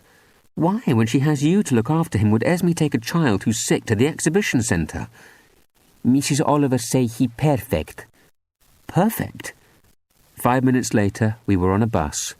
The banners strung across the building's wide steps proclaimed, "New designs for a new age." Mum rather grudgingly paid for both of us, then dragged me past the displays. Some were just trestle tables piled with strangely shaped cups and kettles and lemon squeezers, or snazzy fabrics draped on rows of rails. Others were big square spaces done up as glossy space-age kitchens or living rooms with bold wallpaper, with weird painted cityscapes on their pretend windows. We found Stoll in a mock-up of a nursery under a sign, "The World of Esme, Dreamy Sleepwear for Sleepy Dreamers." A bunny frieze ran round 3 sides. The lights were shaped like angels peering down on him, wings softly glowing. The nursery table was shaped like a 4-leaved clover, and toys were artfully tossed around. And in the bed lay Stolly, fast asleep, covered in spots. As soon as she noticed us, Esme leapt up from behind her pile of catalogues. "Don't you think he's divine?" "Esme," Mum scolded, "for heaven's sake, the boy's got chicken pox." "Nonsense," said Esme. "Ottiline painted them on with her number 6 rouge stick, and doesn't he look darling? He simply makes it. Such a talking point. We've had journalists, photographers. Honestly, bouquets have practically been thumping at my feet all day. Everyone drags round these dreary, nothing-going-on in the mock-up rooms. Then suddenly they're standing in front of mine and their eyes light up." "I'm not surprised," said Mum. "But what about Stolly? Is he warm enough? Are you making sure he has plenty of fluids?" "Are you kidding?" winked Esme. "I'm always checking on him. Each time he wakes up, we gather an enormous crowd. He's getting far better care here than I'd ever give him at home." Mum didn't argue with that. We stood around a while, and then Stoll stirred and sat up in the top-of-the-range bright blue Russian-style pyjamas with blouson sleeves and frilled neckline that he'd refused to wear at home or bring to our house. I snitched to Mum. She must be paying him. Mum turned to Esme, shocked. "You're not, are you?" Esme said, "Listen, Sue, I'm just a can-do girl. If I enjoy an endless summer, it's of my own making, and we've been a roaring success." Stoll took his chance. "Can I go home with Sue and Ian now, please?" Esme glanced at her watch. "Well, most everyone must have been all the way round now, and they are closing shortly." "I can't take him back with me," Mum said. "He isn't well, poor lamb, when we came on the bus." "Bus?" Esme's eyes widened. "My heavens, Sue, I thought I had a stripped-down aesthetic, but—" Mum scorched her with a look, and she changed tack. "I'll find someone to fetch my car round. You can take that. Then I can take the chance to chat with Crystal about our new Teen Queen pregnancy smock range." Taking Mum's arm, she dropped her voice and told her confidentially, "Crystal's still all for big-eyed waifs on soiled mattresses. You know, the same old sooty palette. But I feel a brand-new trend gathering in the ether. I'm thinking high society rockettes, steel mesh skirts, glittery ankle socks." "Stoll," Mum said, "were you wearing those pyjamas when you arrived here?" "God, no," said Stolly. And in the flurry of Mum telling Stoll off for language, and Esme sending for the car, we all got away without very much more sniggering. Stoll stuffed the stupid pyjamas so deep down the back of the car seat that they weren't found till he'd grown safely out of them. Pity. What with him lying there so wan and quiet, I could do with a splash of colour and a hint of ruffle to remind me of a past while I hope for a future. Part 2. Stolly stirring. Lights on. One of the nurses just came round again on one of her checks. She looked at her watch. "Right, Stuart," she muttered. Trying to prove to me that you're still in there somewhere. She bent over and said loudly and firmly, Stuart! Stuart, wake up, please. Be a good boy for me. Wake up for a moment. Nothing. Stuart, please try and wake up. Open your eyes for me, just for a moment, then I'll let you sleep. Still nothing. Stuart! Most people call him Stolly, Mum explained. Oh, right. She turned back. Stolly! Stolly! Can you wake up, please, just for a moment? Come along, dear. It can't be easy trying to brush somebody off when half of you is trussed up in plaster and the rest is in splints. But Stoll seemed to be making a stab at it. His eyes didn't open. If anything, he was scrunching them tighter. But he did mumble, Go away. Leave me alone. It hurts. A tear seeped out between his eyelids and down his cheek. The nurse stood up again, satisfied. Excellent, she said, ticking off one of her little boxes. Lights on up top, all systems go. Mum burst into tears again and rushed off to tell Franklin. 7 out of 16. As Mum flew out, the sheets of paper I dumped on the swing tray of the next-door bed wafted to the floor. I picked them up again. The top one was headed, A Young Person's Depression Checklist, and since, flat out, Stoll wasn't at his chirpiest, and I was still in official mode, I went through it and ticked off his life for him in boxes. 1. Problems with concentrating. Yes. See Mrs. Fraser's last big telling off, the maths test Mr. Harper socked him round the head with, and Stoll's strange way of walking past his own front gate. 2. Hard to make simple decisions. Yes. Look no further than the school lunch queue. Some of us have grown beards down to our feet waiting for Stoll to decide what he's eating. 3. Sleeping too much or too little. Yes. Both. Whichever. 4. Loss of interest in food. Overeating. No, neither. Stoll does eat strangely. After the enchiladas and ginger snaps, we had his sausages and hot milk craze. But the amounts are sensible. 5. Oversensitivity? Not half. When he imagined his imaginary girlfriend Tabitha had chucked him, he sobbed his socks off for hours. Mum was so irritated she sent him home, even though it was obvious that Esme didn't want him. 6. Drinking and smoking excessively? No, not unless you count that weird new fizzy stuff, Bilberry Brew, that he gets from the shop on the corner. 7. A feeling life is pointless? No.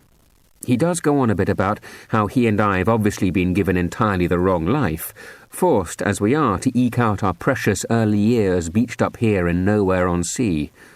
Oh, when will things get going, he wails to Mum. But she ignores him, saying that existential angst is only justified in those who have already made their beds and helped tidy the kitchen, and would he like her to find him a little job to distract him? 8. Avoiding family and friends? Well, family, I'll give him half a point. 9. Thoughts of suicide? Daily. If you were going to kill yourself, he asks me practically every few hours, how would you do it? With the result that we have an ever-lengthening list of methods. Poisons rank highly. So does driving off a cliff in his Uncle Lionel's Maserati. We once designed a sort of self-operating guillotine to cut our own heads off, and we've spent hours padding round his house and mine, deciding exactly which of the hooks and beams would take our weight best if we were hanging ourselves. The old nanny's room features quite highly in that one, I will admit, because of its rafters. But then again, so does our garage, and his utility room. And Stoll has always thought a body hanging down their stairwell would look quite stunning. I'm only going to give him half. 10. A negative attitude, unable to enjoy anything. Stoll, do me a favour. 11. Self-harm? Well, look at him. 12. A loss of sex drive? Fat chance for either of us, but I'll say no more. 13. Loss of self-confidence? Ha! 14. Anxiety? Yes, quite a lot, and with good reason when his homework's due, or the mad aunts invite him, or it's practical workshop. 15. Feeling guilty about past mistakes? No. No rear-view mirror in the wagon of Stoll. 16. Irritability? No, though it shows up in some of those living around him. Leaving out number 12, the loss of sex drive, Stoll totals 7. Personally, I'd have thought that was a definite fail. No, sorry, not depressed enough.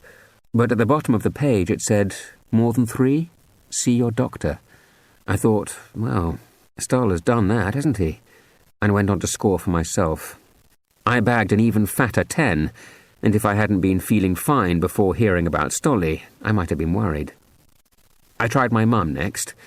She did rather well. 2, hardly depressed at all. Dad came out with the best score, actually getting 0. Perhaps he's brain dead. And Grandpa got a full house because, though I didn't even want to think about his sex drive, I gave him double marks for irritability, his negative attitude, and avoiding friends and family. Excellent witness. Franklin came rushing back to pick up his briefcase. Got to get back to court. Afternoon session. It was clear from the spring in his step that the good news had reached him, but just to be certain, I did a quick spot check. Mum told you that he spoke. What I could only take to be a cross-examiner's glint sprang to his eye.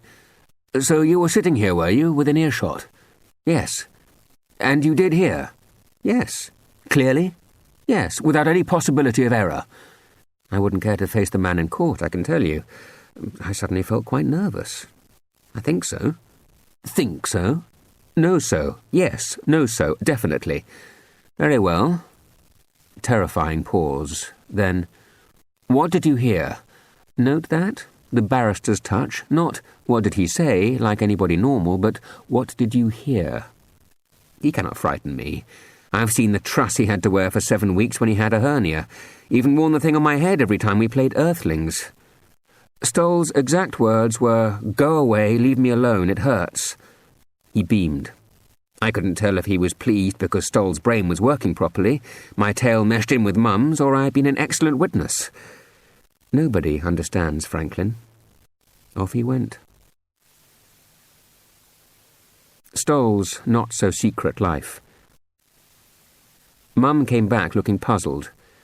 There's this weird woman in the corridor, told me she'd left me some leaflets. I slid the young person's depression checklist out of sight under what I was writing. Oh, yes. She says that Stolly might be leading a secret life. What, like a spy? Don't be daft. Hidden feelings. Hidden? Our Stoll? We had a good laugh about that. But it did set me thinking. Most of the boys I know are probably like me. Spend practically all their time behind a mask. You slap it on when you leave home as if you're in some play. You only take it off when you feel safe. Playing peekaboo with next door's baby. Or on a car ride with your mum. Or in the shower. Stoll isn't like that. He comes out with all the stuff the rest of us keep for dark nights. He doesn't try to act tough. If something hurts, he makes a noise about it. And if something worries him, he says it straight out, even if everyone else has their ears pinned back listening. Last week, he said to Mrs. Garibor when she was chivying him into line, "You know, I don't believe I even want to go into assembly. I've been getting quite scared of God lately. He doesn't make sense, and the world's full of horrors." Mrs. Garibor gave him a slice of tongue pie as she pushed him into place, but nobody teased him. And that's the weird thing about Stoll. Maybe it all began because he brazened out this business of not being able to tie his laces, but now he's like one of those jesters in Shakespeare who are allowed to mock the king. He's outside the rules, and allowed to come out with what the rest of us are feeling. And just come out with it he does. Over the years, he said a heap of things in class that made me suddenly not quite sure I wanted to be sitting next to him. I'd wait for the barracking to start, only to find that instead of getting an earful of jeers or a faceful of paper pellets, our double desk has set off some serious class discussion. And it's not just the teacher looking interested and nodding. You take the time Melissa claimed boys don't have proper feelings. "Nonsense," said Stoll. "When I was dumped by Tabitha, I was destroyed." I was about to remind him that Tabitha had been imaginary, when I noticed that everyone had turned round and was listening. "While she was with me," he went on, "my life felt as if it had some kind of sense to it. Before, my days had been a sort of blurry mess, and she put order in them. Let's play this tape. Come for a walk with me. We'll talk tomorrow." And I felt more myself, too, as if I'd been some sort of flappy, be-anything, go-anywhere bag of skin till she came along, like a tough frame, to put a bit of shape in me. I stared. If I'd said anything remotely like that, I'd have been hooted from the room. Stoll says it, and they're sitting up and some of them are even nodding, as if he's finally put into words some anguish they've been feeling. After she left, it was as if my only true support was whipped away. I felt saggy, with no purpose, no direction. And I was glad I hadn't splattered him when, moments later, he came out with something I myself thought needed saying. And when it comes to showing your real feelings, school doesn't help. It's just not good for people. Mrs. Garibor sighed. I can't think of anyone in this classroom who wouldn't be a good deal the poorer for not bothering to come. That's not true, Stoll insisted. School is quite definitely a two-edged sword. What do you mean? Well, Stoll waved an arm. Look at us. I can remember when most of us were back in nursery, and apart from the odd grumpy day before we came down with chicken pox or something, we were all bright-eyed and bushy-tailed. I waited for the snorts of contempt, but nothing happened. Everyone was still plugged in, listening. And most of us thought we were really big cheeses. Then we moved up to junior school, and by the time half of us had been seriously picked on for being small, or fat, or stupid, or ugly, one or two of them were pitching in now with real bitterness in their voices.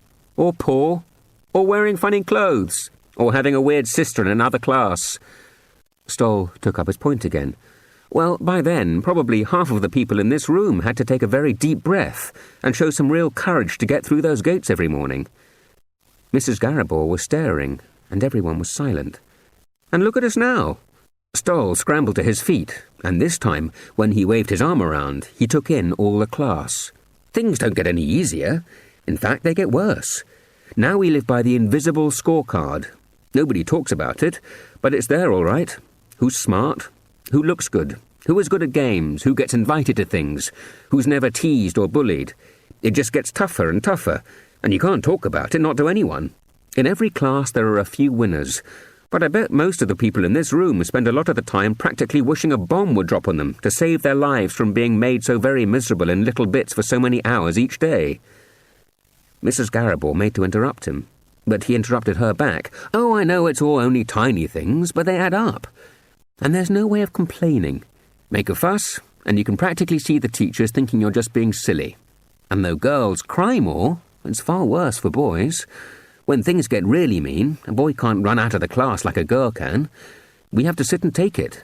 We're not supposed to even flinch. Nobody's arguing. Not even Melissa. Not even when he said, Melissa says boys don't have proper feelings. I reckon most boys have to stop their real feelings showing. And I think it's so sad when what you truly are inside gets to be nothing more than an embarrassment. Something to hide. Mrs. Garibor turned to the line of boys who sit at the back on the window side. So is that really how the rest of you feel? Stoll didn't even give them the chance to answer. Yes, that's how they feel, except that some of them keep the bag so firmly over their heads to protect themselves that they don't even feel like proper people anymore, but just a list of things they do.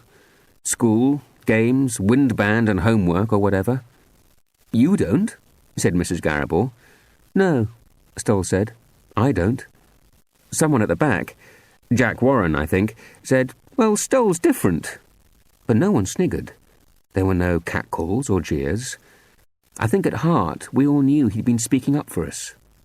It was as if his rising to his feet in class to say all that was somehow a sign that all the rest of us might, someday, manage to get the awful bag of trying to fit in properly right off our heads, the way Stoll had been born, and get a real life. He'd flapped his arms about as usual, explaining. My dad says, cut off Stoll's arms and he'd be dumb. But to me, watching, I have to say, it was as if he'd spread not only arms, but huge, wide, glowing wings as well, and offered the whole lot of us something to hope for. Fearless. The thing about him is that right from the start, he was absolutely fearless. Not physically. No one could slope off round a corner swifter than Stoll if any biffing started. And he was as often to be found letting one of the girls read him poetry or paint his nails as kicking a ball round the dustbins in break time. But in things no one else would dare do, he was reckless. No other boy I know would call his stuffed koala Dolores. and keep on bringing it to school long after the rest of us had relegated all our soft toys to the end of the bed, in the dark and in private. No one but Stoll would fuss to be one of the ugly sisters in the school play. Quite a few of the boys might have been secretly pleased if Mrs. Enderby had chosen them, but they'd never have begged her. Or Cinderella, Mrs. Enderby. I don't mind being Cinderella. And no one but Stoll would give the talk he gave last term in oral English. Art and myself, an account of the influences that have gone into the making of Stuart Terence Oliver. There was a tide of barracking as he began, but once he got into it, everyone settled down because it was interesting. He told us which of his nursery readers had given him nightmares. That bit was illustrated with some pretty good slides knocked up by one of Esme's specialist advertisement layout consultants, and I must say, I wouldn't like to meet Pansy the Dancing Elephant's wicked uncle on a dark night, and Bulldozer Bill was positively creepy. He quoted the first poem he'd ever voluntarily learnt by heart, off a park bench where his Aunt Tilly used to sit while she was weeping. If you with litter will disgrace and spoil the beauty of this place, may indigestion rack your chest and ants invade your pants and vest. He told us how disappointed he had been to learn he wasn't the first person ever to notice that some names were written the same forwards as backwards. Apart from Dolores the koala, he'd chosen palindromic names for all his favourite toys. I'd never realised. Eve, the tin snail, Anna, the bath frog, Otto, the cuddly lion, Bob, the seal, Ava, the clockwork beetle, even Leon Noel, the plastic gorilla fighter. He told us about the very first time in a theatre he'd realised that you could enjoy being terrified. It was a giant's pet spider in the pantomime of Jack and the Beanstalk that had furnished this revelation. The lights went down, and suddenly all there was on stage were two red eyes glowing evilly through the dark, and a hint of hairy tentacle. Then, Stoll said boldly, I was so scared I nearly had an accident. Now I seek out the daredevil frisson of horror. He spoke of things on television that had upset him so much he couldn't sleep, and the music that first made him weep, and the best books he'd read, and the way that he thought himself into computer games, and the stories he made up if he was out walking down streets on his own, and the songs that he sang in the privacy of his bedroom, and the things that he hated most about school, and the things that he liked best, and that he was writing a novel called Victims of Slime. When he'd finished, we gave him a great spontaneous standing O, and Mrs. Garibor said he had almost cheered her up about being a teacher, and since no one could follow that, we could leave early. No one else could have done that, and not just no one else I know. No one. I truly believe that. No one. Party time. Not that he couldn't be just as outspoken about other people's lives. I remember my last birthday. It's on the 7th, because that was Nurse Sarah Deloy's lucky number. After the film and the Beanfest, when everyone had finally dribbled off home, he picked up the book that was a present from Nancy. Know your birth hour, then work out your true horoscope. Excellent. Your mum won't send us off to bed too early on your birthday. We'll have time. Yes, I said acidly. Time, but not the time. He sat wrinkling his brows. I thought at first that he was worrying that, if we don't even know this is my exact right birthday, how could we even begin to work out my horoscope? Then I thought he might be wondering if it would be rude to suggest doing his stars instead. After all, it was my book. But as it happens, he was thinking about something else entirely. Ian, do you suppose your mother thinks about you on your real birthday? I knew exactly who he meant, but just to put him right on one thing, I made a point of answering, No, mostly today she's been thinking about her computer exam tomorrow. I meant your real mum. Birth mum. I haven't thought about it. It's a strange idea, isn't it? While he was talking, he rooted down the back of the sofa for the unopened pack of party poppers we stuffed down there earlier out of sight. He emptied them between us. Just choose a day, any day, and have a birthday. He divided the poppers into 2 piles and popped a streamer over me. How old were you when they told you? I popped him back. They never told me. I can't remember ever not knowing. Does it feel weird? What? You know, not being sure which bits of you are coming from someone else you don't even know. Like how you still suck your thumb when you're tired, or the way your lips go funny whenever you eat pineapple. I do not still suck my thumb. He didn't argue. He was off on a fresh tack. Popping another streamer over me, he started off. We don't even know what happened to your mum, do we? Or your dad. I bet your dad, at least, is still out there somewhere. He probably doesn't even know that you've been born. He probably broke up with your mother even before she realised you were on the way. I popped him in the face. He scraped the streamer off and kept going. You realise what might happen. You might be walking along the street someday, minding your own business, and see a person who looks exactly like you except 20 years older. He popped another streamer over me, like looking in a mirror of time. I stole one of his poppers. He scooped up his last few and tucked them behind him. Maybe you even have brothers and sisters out there. Have you thought of that? Real brothers and sisters you don't even know about. Maybe, after you were dumped in that cardboard carton, your real parents, birth parents met again, and this time they married and had kids and were happy. Maybe they lie awake each night thinking about you. I waited till he opened his mouth again and popped a streamer. He picked the damp flecks of coloured tissue from his mouth. Maybe they sob in their pillows because the one thing keeping them from perfect happiness is that they can't find you. I wrapped the next streamer around his ear. They could if they wanted.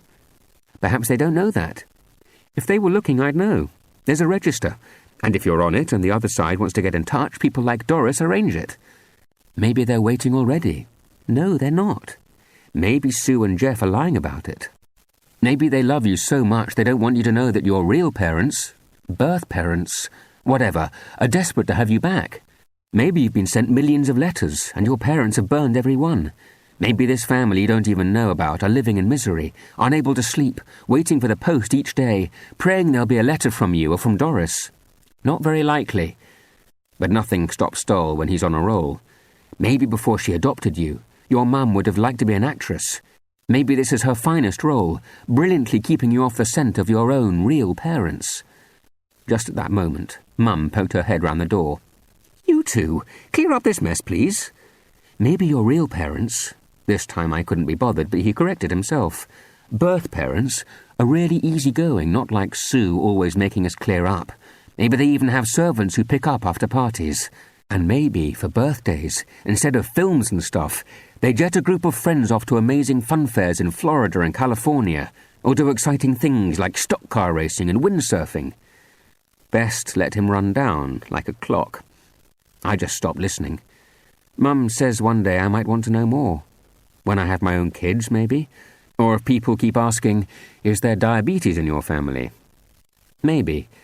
But right now, if I'm honest, I'm not bothered at all. Sometimes I even feel guilty, as if adoption might be wasted on someone like me. Sometimes I think it would have been a whole lot fairer if it had happened instead to someone like Stolly, with the imagination to use it. Tom Dunn's exam. Sometimes this gift Stoll has of seeing things not as they are, but how they could be, comes in useful. Take Tom Dunn's exam. Tom was one of the school layabouts. Last year, all he seemed to do was grow taller, get tougher, and go on about wanting to be a gunner in the army. Armies have uniforms, Mr. Fuller kept reminding him, and a good deal of what you choose to turn up in most mornings bears no resemblance whatsoever to this school's chosen garb. Perhaps it's time to consider a fresh career path. He'd send him home. Sometimes Tom came back dressed more like the rest of us. Sometimes he didn't bother. Mrs. Garibor would go mad. It's not the old days now, Tom. To get on in the army, you need qualifications, and that means passing your exams. He'd grunt and ignore her. When time got pressing, Mrs. Garibor lifted the imaginary submachine gun out of his hands and had one of her little chats with him. "Scorched off my socks," he said later. "Gave me lunchtime and after-school detentions right till the exams, just so I'll get the work done." And so he did, under her steely eye. The problem came when, on the morning of his first 2-hour paper, he showed up in hip-hop flappy trousers, one of his dad's old striped sweaters, and a pair of grubby trainers. As he strode into the exam hall, Mr. Fuller caught hold of him. "These are school hours," he reminded Tom, "and candidates for public examination should be in proper uniform." Tom probably would have got away with a deep sigh and a ticking off or another detention, except that in a fit of exam nerves he was daft enough to respond, "Well, I don't care. You can't stop me." So he was thrown out. That's how, just as the maths exam was supposed to start, Mr. Kinnear found him wandering past the girls' lavatories, clutching his ruler and calculator, and looking as dazed as if some other army's gunners had given him a pounding. "Tom," he said, "why, after all Mrs. Garabor's hard work, are you still to be found skulking in the wrong direction along corridors of underachievement?" Tom looked quite blank. Stoll, who was hurrying along to the exam after a bit of trouble with his laces, translated for him. "What he means is, why aren't you going the same way as me and Ian?" "Thrown out," Tom grunted. "Said I wasn't dressed right." Mr. Kinnear looked horrified, but it was Stoll who solved the problem. Quick as a flash, he stopped Madge Henry on her way into the girls' lavatories. "Quick," he said, "take off your top and skirt." "Go boil your head, Stoll." "No," he explained, already tugging Tom's striped sweater over his head. "He needs proper uniform to sit an exam. You're in it. Quick, get out of it." Already he was ordering Tom out of his flappy trousers. "Come on, Madge, your country needs you. Help Tom join the army." "Well, so long as he promises to go," she didn't quite add, "and get killed," but you could certainly hear her think it, especially when she had to pull Tom's quite disgusting trousers up before unbuttoning her skirt to step out of it. Stoll handed her Tom's sweater. "And your top." She did the weirdest thing I've ever seen. But sure enough, after a few strange bulges, out it came suddenly from under Tom's sweater. Tom climbed into the skirt. "Shoes," Stoll said, looking down at mine, which were too small by far. Stoll's feet are even smaller. In the end, with a great martyred sigh, Mr. Kinnear exchanged his giant boring clumpers for Tom's weird raised trainers. Poor Mr. Fuller's look of pure relief when Tom turned up again in full school uniform was worth the trouble of rushing down 3 corridors and arriving hot and panting.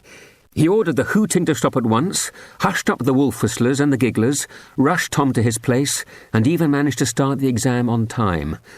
I reckon he'd have brought a tea tray to Tom's desk if it had been allowed. Such was his gratitude at being saved from letting a moment's irritation blight a young man's start in life, and the blistering tongue-lashing he'd have had from Mrs. Garabor. Stoll was the hero of the hour, of course, though Madge did earn a certain sort of dark respect for walking around for 2 whole hours in Tom Dunn's grubby clothes. But all the credit ought to go to Tom. I know worse things happen, even in army training, but Tom will be all right. After all, only a boy of true grit could stride with dignity through a set of double doors, a skimpy top clinging to his chest, a girl's skirt flapping at his hairy thighs, and enduring the gauntlet of 200 watchful pairs of eyes, sit down, and then pass quite a stiff examination. Visitor. The moment Mum went off to buy her billionth cup of coffee, up-oiled this woman. I think I have the gift of spotting people out of uniform. I was suspicious at once. "Your brother, is he?" He might as well be, when it comes to it. I didn't quite dare lie, but did manage to give the impression I'd nodded. Bit of a fracas back at the house. Police officer, was she? I played dumb. Fracas? Well, from a peek through the windows, things did seem to be in a bit of a mess. That didn't sound right. Stoll's room might be a pit, but if he so much as leaves a sock draped over a banister anywhere else in the rest of the house, Esme takes a fit. And I've seen that Mrs. Leroy of theirs get the floors mopped back up to her employer's high standards even before we're done tracking across them. Mess. Stuff all over, laundry strewn over the floors and hanging off doorknobs. And suddenly I thought, that stupid tea towel with all the knots. If I'm honest, I was furious. If he had been awake, I honestly believe I might have socked him on the first bit I could find that wasn't broken. How could your best friend even think of... How could he even imagine... But this police officer in disguise was watching closely, and I thought, tread carefully, don't get Stoll in trouble. We have a boy at school who took some pills once. Now they never let him be. Even months after, they still watch Rupert every day as if he's leaning too far out of a window. When he sighs, their eyes narrow. If he makes a joke, they're looking for something behind it. If he dared hand in a poem in the slightest bit gloomy, they'd be making sly phone calls and listening out for the sirens. Stoll couldn't stand it. No. I know Stoll to his boots. He couldn't stand it. Though I'd not spoken, still the visitor took a seat. And suddenly I wasn't just suspicious. I was positively sure that she'd waited till Mum was gone to slip in and ask her questions. "So, would you say that Stuart here was in a state?" I pretended to give this some thought. "No. No family quarrel?" "I don't think so. Things did look a bit chaotic." "Well, so they would, with Stolly turning the house upside down to find his tea towel. My mum bought him it. 10 very useful knots. It was her last-ditch attempt to get him confident about his shoelaces before the move up to the main school. I was quite envious, as I recall, because it was brilliant. It had instructions for the Flemish loop, the Carrick bend, the bowline on a bite, and 7 others. And which of the diagrams did I suddenly suspect had sent Stoll scattering laundry over his mother's perfect floors? Oh, only the one at the bottom. The hangman's. Sickness of soul. You don't have to be Sherlock Holmes to work it out. Stoll's always given much more thought to life than I have. Hard to give it less. He falls into anguish at the smallest things. Only the day before he got into quite a deep spat with Mrs. Garibor about not speaking up when we say grace. "I can't," he wailed. "Firstly, I have stopped thinking God exists, and even if I hadn't, I still believe he ought to be doing something a little more useful than hearing me go on about getting a salad. So let's not claim Stoll never paddles through dark thoughts. But up till now, give or take the odd funny mood on our high car park parapet, his motto's been onwards and upwards. Certainly the only time I've ever known him truly sick of soul was when his dad went berserk from hearing Dell and the Stompers. We'd known that Mr. Oliver had a tough streak since that business of the devil on Stoll's shoulder. But quite what a dark side he hid beneath those expensive suits and fancy-spotted neckties was not quite clear till, for Stoll's birthday, I bought Dell and the Stompers' greatest and loudest hits. Stoll loved it, played it all the time. Suspiciously, after a week, our music centre stopped working, and Dad didn't seem in any hurry to fix it. So we decamped to Stoll's, and gradually the din of the best tracks juddering away down the house turned Mr. Oliver quite ratty. First, he insisted we wore our headsets. "Can't stomp in headsets," Stoll explained to him. "Try," snarled Mr. Oliver. But what with the stomping, of course, both sets soon got broken. Esme came to the rescue, bringing home from the world of Esme a box of 200 surplus, translation unsellable, pink Angora earmuff headphones. They might have looked good if you were a child of 3, but the sound reproduction was rubbish, so we never wore them. And Mr. Oliver got rattier and rattier till one day, when I was there as well, learning a new stomp from Stoll, he cracked, and, ignoring me, stormed up and dragged Stoll down both flights of stairs and straight out of the back door. "Get in the car, now!" Bemused, Stoll stumbled in, and Mr. Oliver slammed the door on him and got in himself. He wouldn't let me come, so I just waved them off, with Stoll making "how should I know what's bugging him" faces through the side window, and Mr. Oliver driving in a frenzy over every single speed bump between their house and the corner. Stoll told me after that his dad had driven him straight to the law courts. They'd parked in a space marked reserved for senior counsel, and people in gold braid had pulled their forelocks as his dad strode past. Not pulled their forelocks. Well, you know, scuttled out of his way, bowing and scraping, with many an oily "Good morning, Mr. Oliver." Showed a bit of respect, you mean? Possibly, Stoll said sourly, though on the whole he was quite proud of having a distinguished father. I suppose so. What happened then? He only dragged me through a few million panelled rooms with carpets ankle-deep in fleur-de-lis. Fleur-de-what? Stoll ignored me. Then down stone steps, along 100 green corridors with livid strip lighting, and through a door labelled Video Link Interview Room. Weird. It was a weird room, Stoll confessed. Pretend cosy, if you see what I mean. No. Well, there was a warm-coloured mauvey pink carpet, but it had coffee stains all over it. And though the walls were a nice pink, they had scribbles and scratches, so they looked rather nasty. There were even a few pictures. One was of a stag in a forest, but someone had drawn a moustache on it. What was the furniture like? There wasn't much. A couple of chairs in the corner and one slightly more comfy one in the middle, bolted to the floor. And nothing else?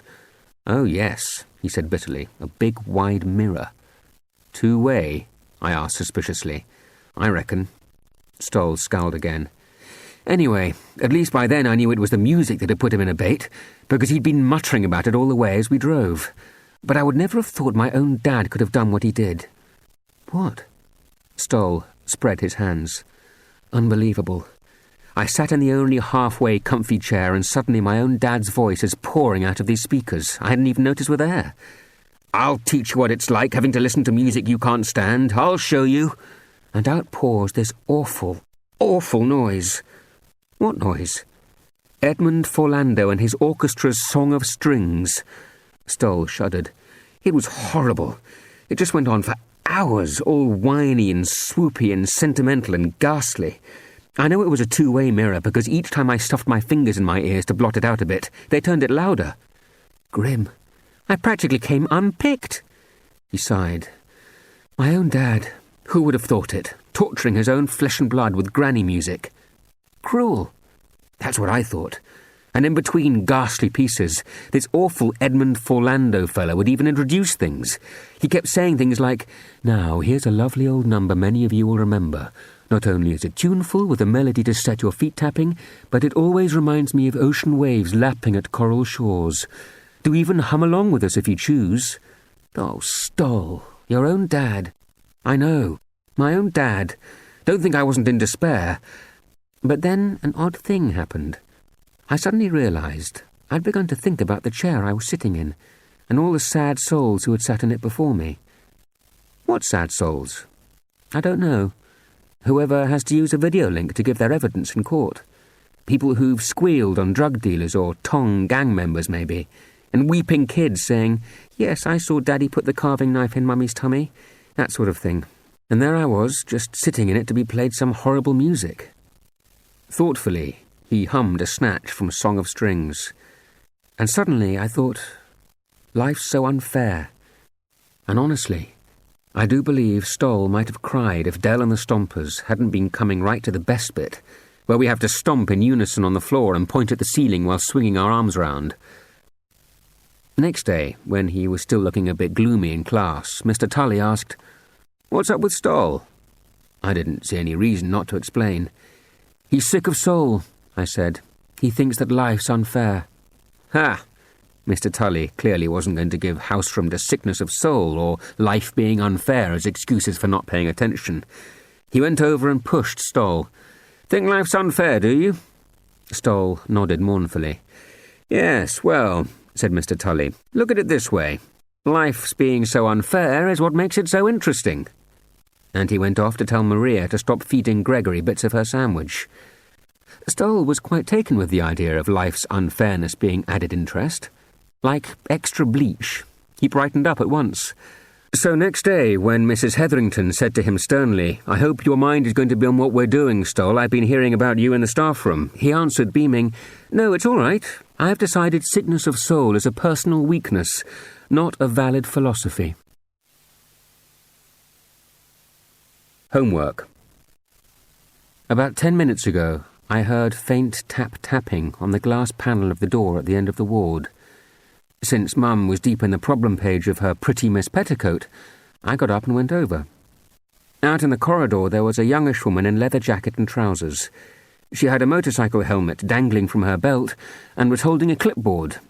She glanced up and down the almost empty ward. "Package for Paramore."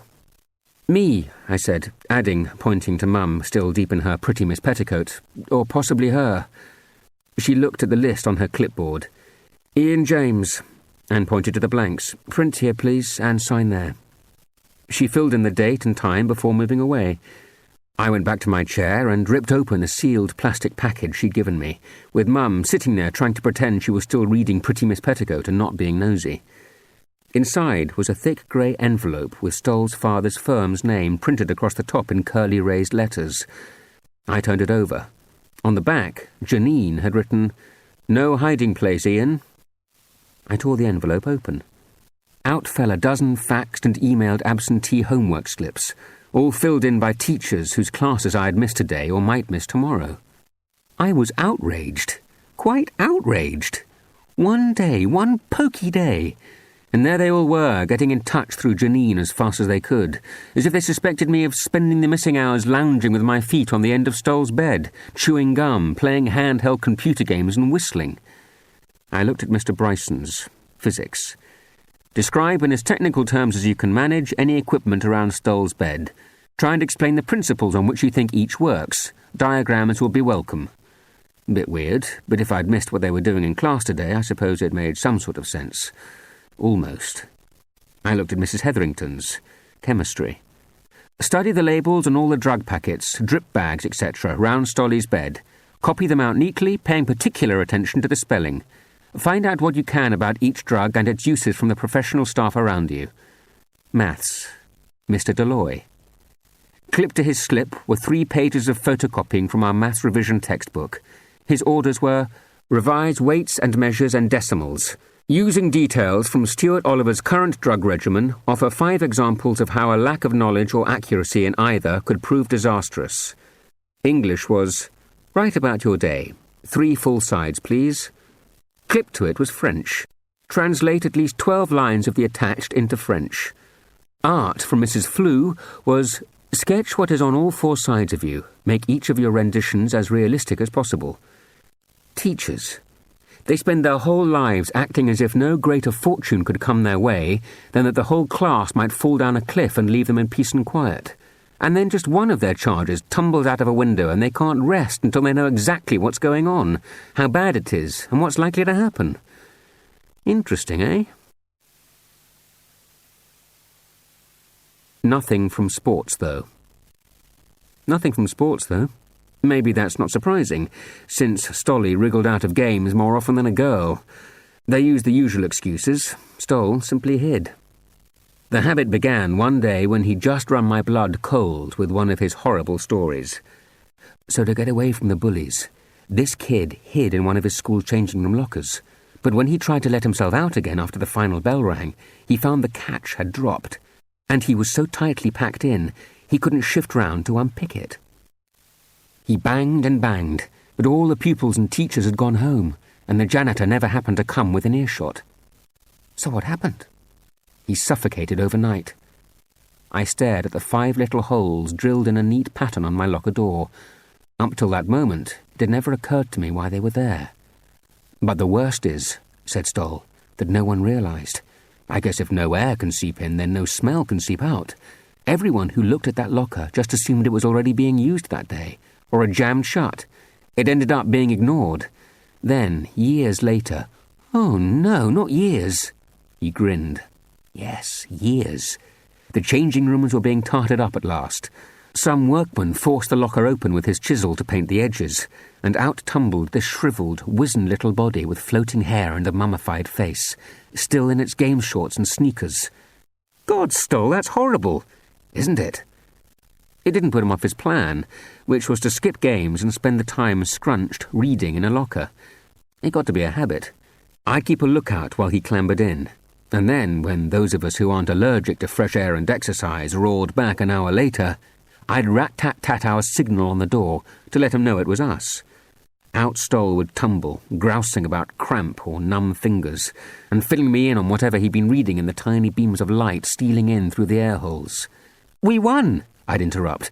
"Cream them, 5-0. Jack Warren scored a hat-trick. They were rubbish." He'd wait till I was finished, then choose a few more highlights to share from locker reading hour. I doubt if he was even sure which game it was that we just played. Stoll took no interest in sports at all. To him, they were just boring. If I complained, he'd put me down with some astonishing statistic. Did you know, Ian, that people worldwide have wasted a cumulative 47 billion hours watching other people chase balls around pitches? No, Stoll, I'd say. I didn't know that. I'd turn away to talk about the match with someone else. It was the nearest the two of us ever came to quarrelling. I'd charge in there, stuffed with high spirits, tingling and powerful and feeling so good, and his sheer lack of interest would really annoy me. Leroy asked Stoll once, when I fell into one of my brief sulks, "Don't you like any sports at all?" "Well," Stoll said thoughtfully, "I've never tried it, of course, but I do wonder if I wouldn't quite like ice skating, if I had the chance. Our nearest rink is 60 miles away. Or saltwater kayaking. We're 90 miles from the sea here.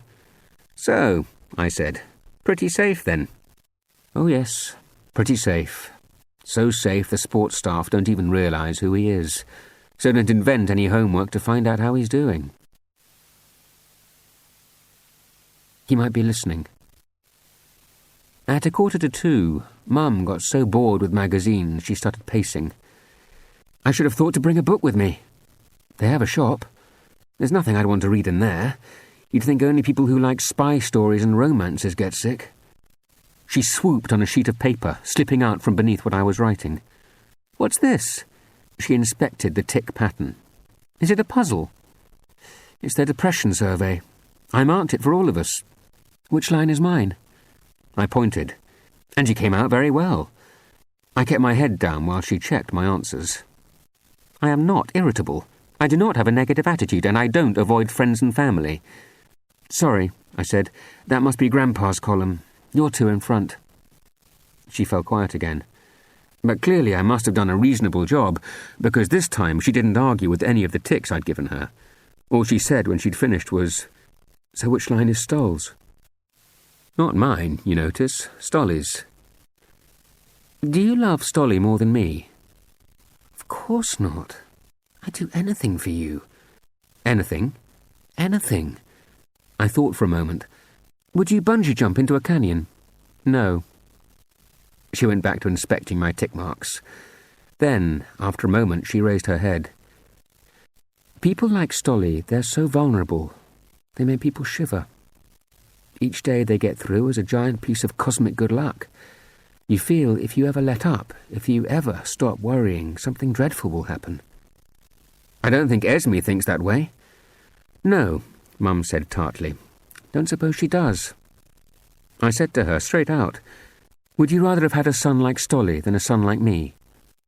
"No," she said, "though I have often thought it might have been more sensible if I had been given both of you." "What? And Esme and Franklin had settled for a spaniel?" "Shh," Mum said, waving a hand towards Stoll in a he-might-be-listening way. And that's when he started twitching and groaning, and his fingers began scrabbling at the end of the plaster. We both leaned over him. "Stolly?" Mum said. "Stoll, can you hear us? Are you in there, sweetheart?" "Come in, number 43, I said. Family joke, since the day Stoll sulked for hours in a duck pond. I won't tell you what Stoll muttered. If he'd been properly awake and not trussed up in plaster, he would have had a major ticking off. But all Mum did say was, "Oh, good boy, as if he were a dog who'd done something clever, and she stroked his head gently miles away from the stitches. Stoll repeated the rude thing. I half expected Mum to change her tone and say, "Now that's enough, Stoll," but she was in tears again, so it was up to me. "I hope you know," I said, "that you were only alive at all because of that jasmine bush, and that was a cutting from our house." Mum scolded through her snivelling. "Ian, well, it's the truth." Stoll wasn't listening anyway. "It hurts." Mum sent me for the nurse. Her only real concern seemed to be whether he knew which foot she was tickling. When it was obvious he did, she pretty well strolled off again. For all his moaning about how much things hurt, Stoll seemed to me to go back to sleep very quickly. "You're crying again," I accused Mum. She lifted eyes that were so huge with tears. I saw my own reflection. "People like Stolly," she said. "It's as if the world's just sitting there waiting to knock the stuffing out of them." "And people like me? You're different," she said. "You're... what's the word? Phlegmatic." "Phlegmatic?" It sounded disgusting. She saw my look. "Oh, I know it sounds awful, but you robust types are the salt of the earth. People like Stoll..." She stopped again. It didn't matter, though, because I knew what she meant. Stoll didn't even realise the days of the week came in the same order every time until I told him. How robust is that? Glory everywhere. Which is odd for a person who has so many good times. I'm no damp squib. My spirits rise on frosty mornings, or thudding down hills at top speed. But Stoll sees glory everywhere. We'll lie on our backs, sun spangling our eyes, and Stoll will say, This is perfection, Ian. This is the perfect moment. I am perfectly happy. It's all right, isn't it? I'll agree, thinking of the sandwiches waiting in my school bag. Nothing as good as Mr. Oliver's stuffed olive ciabatta, but good enough for me. And Stoll will prose on. No, seriously, Ian. This is the very best moment of my life. I am so perfectly happy I could die. Wouldn't that spoil it a bit? Ian, you're such a clod. His way of calling me phlegmatic. But nothing can spoil this moment. Not even you. And nothing can spoil my sandwich. So that's all right. Stoll is in ecstasy, and I am happy. Glacier. We sat as Stoll slept, me writing this, Mum reading more magazines she'd found in a corner. After a while, she looked up from her Bella. I'm bored stiff. Tell me something. Honestly, sometimes when Dad's not around, you think I was simply another spare husband. I'll tell you a story Stoll told me. There was this couple. They were so in love. Their parents let them marry young. How young? 18. Too young. Well, you weren't there, and so they married anyway. And for their honeymoon, they went climbing in Switzerland, in the Alps. Mum shook her head. Rock faces, glaciers. To her, it's all trouble. They had a perfect week, climbing all day and having dinner by candlelight at the hotel every evening. And on the last day of their honeymoon, the husband slipped and fell in a crevasse. He was obviously dead, but he'd fallen in so deep that they couldn't get the body out. What, not at all? No. He'd slid through this narrow gap and was thoroughly wedged miles down. It was impossible, and everyone knew it. So in the end, they held a little service in the snow above and left the body there, interred in ice, in his moment of greatest happiness. What about his young widow? She went back to England, grieved for a year or two, then pulled herself together and trained as a doctor or architect or something and led a full life. Did she marry again? I don't know. All Stoll said was that she lived to be 94. And when she was sitting at her kitchen table one morning, all wrinkled and feeble, with wispy grey hair floating around her ancient head, a letter came from the Swiss mountain authorities to tell that over the years the glacier had shifted. Hardly at all, but just enough for them to see the body and know that this time they could get it out. And they wanted to know if she'd like to be there when they raised it, to bury it. Mum stared. Did she go? Yes. Up it came on a roped stretcher. And the body was frozen, of course, and fresh as a daisy. No. Yes. He was still young and beautiful. He was 18. And she stood over him, hunched, ancient and quivery from age, with rheumy eyes and bent fingers, his shriveled 94-year-old wife. Mum shuddered. For a while she said nothing. Then, Stoll told you that. Swore it was true. Claimed that he'd read it somewhere. Creepy. Her eyes were filled with horror. She stared at him, looking so young and so pale. All he seemed to be missing was the glacier to enfold him.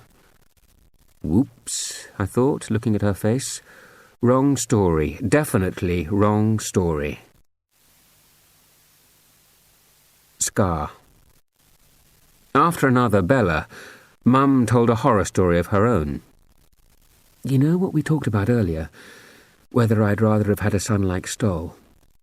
Well, when we were going through all those tiresome inspections and interviews to see if we were fit to adopt, one of the things we had to do was tick things off a checklist like that depression one you did for Stolly. Except this was about the sort of child you wouldn't want. Wouldn't want? That's right. Whatever would get on your nerves. Greedy, say, or untruthful. Selfish, or noisy, or sniffing all the time, that sort of thing. Can't see the point. After all, it's not as if they can look at a baby before they give it to you and know what it's going to be like. It's an exercise, and it makes sense. Up until then, people like us have usually only been thinking, oh goody, they might give us a baby. This is a sort of reminder that babies grow older, and though you might be able to stop them doing some really annoying things like sniffing without a hanky, you won't be able to train them out of their deep-down temperament, and maybe you won't like that. Sort of, beware, here be dragons. Exactly. So Jeff and I sat down to do our list separately, as we'd been told, and since the adoption specialist had left her other papers in her car, to pass the time she filled in one for herself. My 3 are all my own, she told us, but it's helpful to think about things you'd like clients to consider. So me and your dad and Daffodil. Daffodil? This lady was called Daffodil? Mum ignored me. We all sat wondering what to tick. It was interesting. In fact, your dad and I had quite a good long chat about the qualities in a child we would have found a little trying. Absolutely hated, you mean? Well, yes, absolutely hated. He wanted to tick sneaky most. And I was thinking, what if we end up with one of those ghastly children who sits like a lardy lump, taking no interest in anything? I couldn't stand it. Lucky to fetch up with wonderful me. She shoved her tiny foot out to press my huge one. Oh, not half. And went on with her story. We finished first, and waited while the adoption specialist, Daffodil, sat there, merrily ticking off her absolute hates the same way that we had. Then all the blood drained from her face. She went quite grey. It was terribly and terrible. I pinned my ears back. As stories go, not quite as good as one of Stolly's, but getting better. She hurled the clipboard on the floor. "Oh, God," she cried, "I've just ticked off the 4 things in a child I can't stand most, and it's my Andrew." "Ouch," I said, "and no returns within the month for a full refund." Then, knowing Mum had somehow fallen in the mood for it, I dared to add, "So tell me, any regrets about me?" I can't think what I was expecting. Certainly not for her to reach across and push the hair up from my forehead. That. What? That scar. What scar? For heaven's sake. Mum dug in her bag for her compact. I wiped the film of powder off the mirror, and then the smear that I'd made doing that, then took a look. That is tiny, you can barely see it. It looked a whole lot bigger when you were small. Still, I said, biggest regret? The scar is practically invisible. I don't even remember getting it. Well, you wouldn't. You had it already when we were given you. PCB. Stoll speak for before my adoption. Pre-cardboard box. Don't use that expression, please. And yes, that's what I hate about it. I know where you got every single other scar. But not that one. Yet somewhere out there in the world there is, or was, some other woman who does know. I've cared for you all your life, and I don't. And I hate that. She snatched back the powder compact and snapped it shut. She was so wound up I thought it best to drop the whole subject. She picked up a Sailing Weekly and flicked through, not even pretending she was reading it, and I went back to my writing. But I couldn't help feeling a little bit pleased, and a little smug, really. For after all, if that's the worst thing my mother has to regret, then she certainly turned out much luckier than Daffodil. A tongue so long. And Esme, if you don't like getting notes from school. The problem was that Stolly would say anything. The times I've heard him complaining to Mrs. Chambers, "I honestly can't believe you're teaching us this right. You'd think he'd be toast." But all she says is, "Stoll, your tongue's so long it ought to have a knot in it," and carries on teaching. But that's the thing about him. He treats everyone as if they're the same.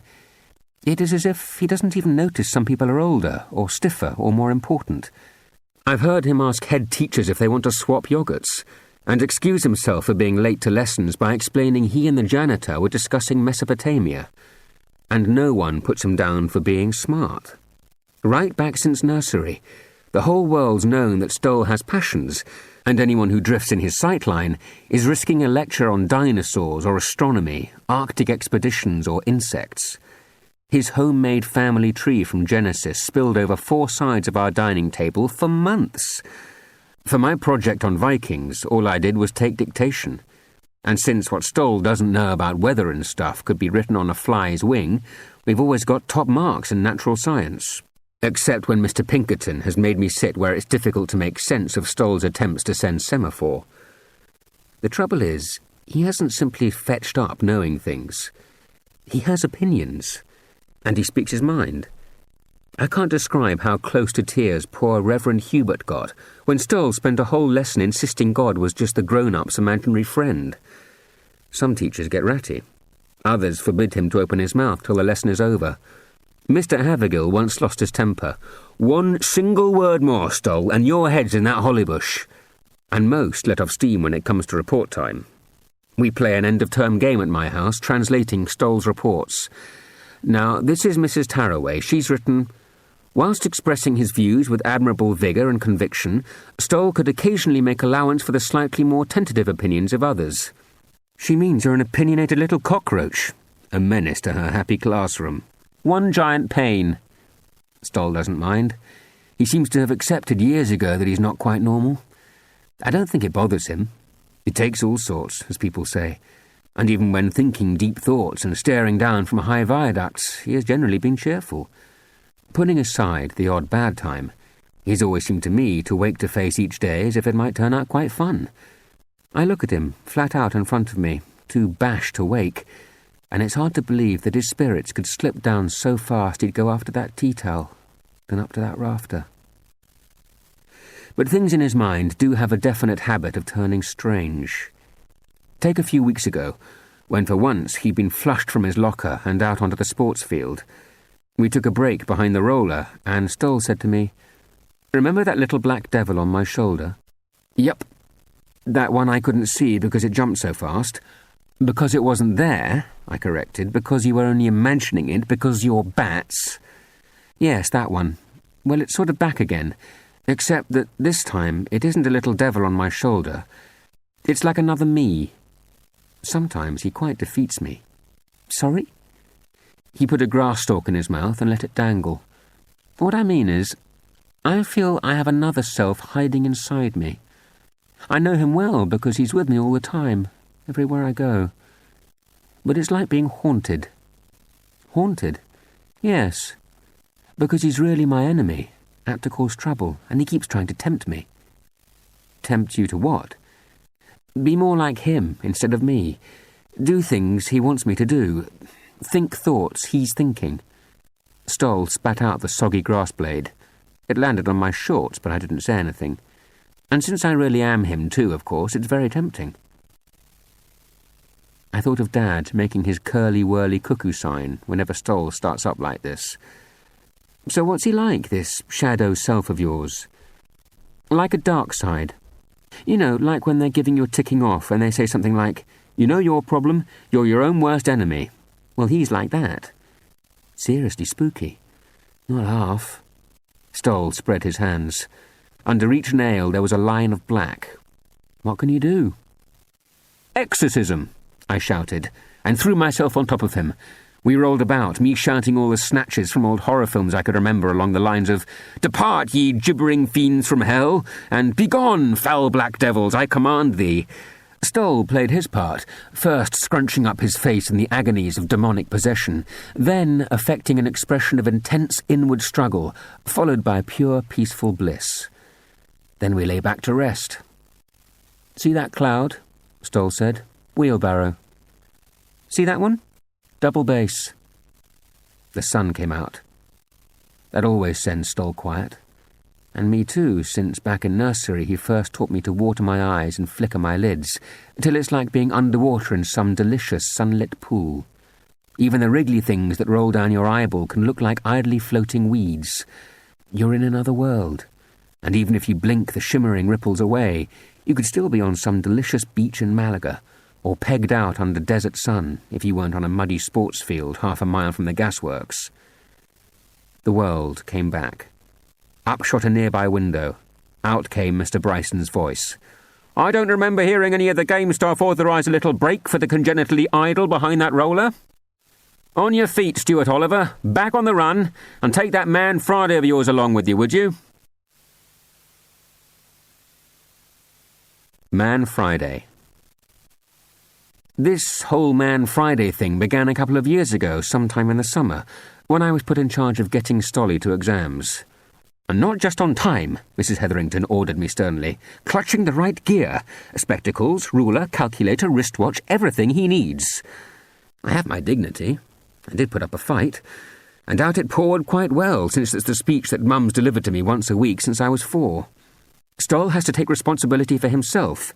After all, he's got to learn sometime. He won't always have his best mate trailing after him to remind him what day it is and keep him out of trouble. Mrs. Hetherington said witheringly. "Ian, you can take all the fancy psychological lines you like, but I, who toil at the rock face of education, simply want him to pass his exams, so you do it." And no big deal, since for some years now I've been ambling round behind Stoll, pointing out books that need taking to lessons or homework that ought to be finished by Friday. I tap my watch when it's time for his violin lesson. I make sure we drift round the back in time for the swimming bus. The only thing that's an effort is remembering when I get home that I have to knock off a bit or I get the lecture from Mum. "Ian, there are a host of theories about raising balanced children, but in none of them does one boy trailing round picking up after another rate as a fine plan. If you're so good at bringing up kids," I challenged her once when she was ticking me off for putting Stoll's socks in the laundry, "how come you never had any more? Next door's cat dug up the gooseberry bush. Seriously." She stopped sorting the newspapers into piles for the garbage. "Well, for one thing, we never asked. Why not?" "If I'm honest, for a while I don't think it occurred to us. We were so thrilled to have you. I suppose we assumed you would think about it later." After a moment's pause, she added, rather as if it settled matters, "Then, of course, Stoll came along." "What's Stoll got to do with it?" She stared as if I'd asked what water had to do with drowning. "You have to admit he's a bit of a handful." I swear she'd said it as if Stoll were ours. Nothing to do with either Esme or Franklin. "But suppose the Olivers had moved house, up sticks and moved away. You'd have been left with just me and a few fond memories of a neighbourhood nutter." "Don't call Stoll a nutter, please." I wasn't to be deflected. "Answer the question. You mean I really didn't get another brother or sister just because of Stoll?" "See?" she crowed. "You said another. That proves you think the same way we do." Off she went, grinning as if she'd proved her argument. But I didn't let up. Before the two of them could cobble their stories together, I followed the faraway sound of banging from the attic. Scrambling up the ladder to the trap door, I poked my head into the filthy dark space where Dad was lying on his back under the water tank, attacking something rusty. "Explain to me. Here you are, two parents. There they are, whole orphanages bulging at the seams with sobbing kids longing for happier homes. So how come you only have me?" He starts with the jokes, of course. "One of you is enough for anyone, Ian." No, I'm serious. If I'm supposed to be such a success, how come you didn't adopt again?" He rolled over and put down a spanner. "You're a success. Never doubt that." "Well then, why aren't there more of me?" He made a face. "Don't think that no one's ever suggested it."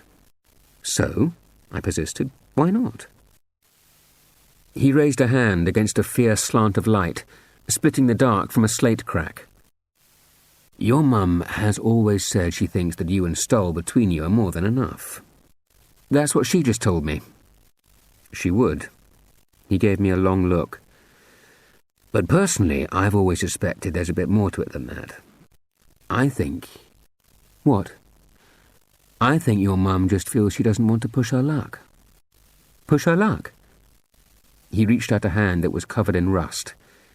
Taking me by the chin, he eyeballed me as if I was some hard-faced Alsatian he decided to stare down. "Listen," he said. "How often are you going to find a diamond among the dustbins?" I shook his gritty fingers off. "I don't know, do I?" "I wanted more," he confessed. "I wanted lots of you, but it was up to Sue. And though your mother claims to be so sensible and clear-headed and all that, I think about this, she got really superstitious. I think whenever we got close to it, she thought, how could we ever be so lucky again? And couldn't bring herself to risk it. I've thought about it since. A lot. And what I've thought is, if I were Mum, and I knew Stoll, I wouldn't risk it either. So that's that. Cobwebs. At 3:30, Dad showed up. Got off work early. He took a look at Stoll. My lord, the boy's done a proper mess of himself this time. Which window did you say? The old nanny's sitting room. Is that the sticky-out bay above the back porch? I put him right. No, it's the one above Esme and Franklin's bathroom. Dad whistled. Straight drop, then.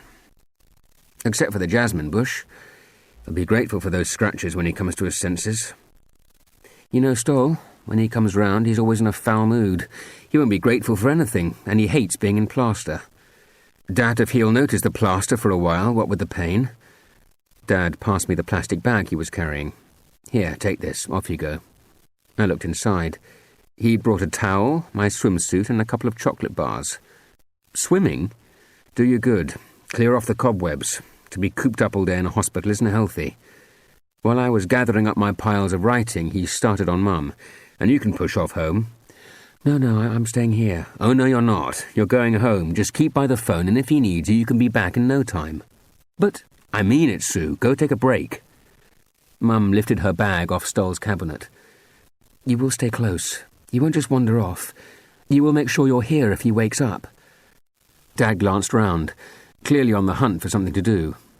Hastily, I snatched up my Stoll biography and stuffed it away with the swim things. That left the package from Janine. Dad pounced on that. What's this, then? Homework slips from school. Dad slid them out and read a few of them. Describe the equipment round Stoll's bed with diagrams. Study his drug packet labels. What sort of homework is that? They're just being nosy, I told him. He shook his head in amazement. They don't hang about. I reckon they thought them up in the staff room at break time, and they're so used to sending messages to our house for Stolly, I expect they just guessed that the grapevine works both ways. Dad was still shuffling through the bits of paper I'd been sent. Make sketches of what's on all four sides. Have you done it? No, not yet, I admitted.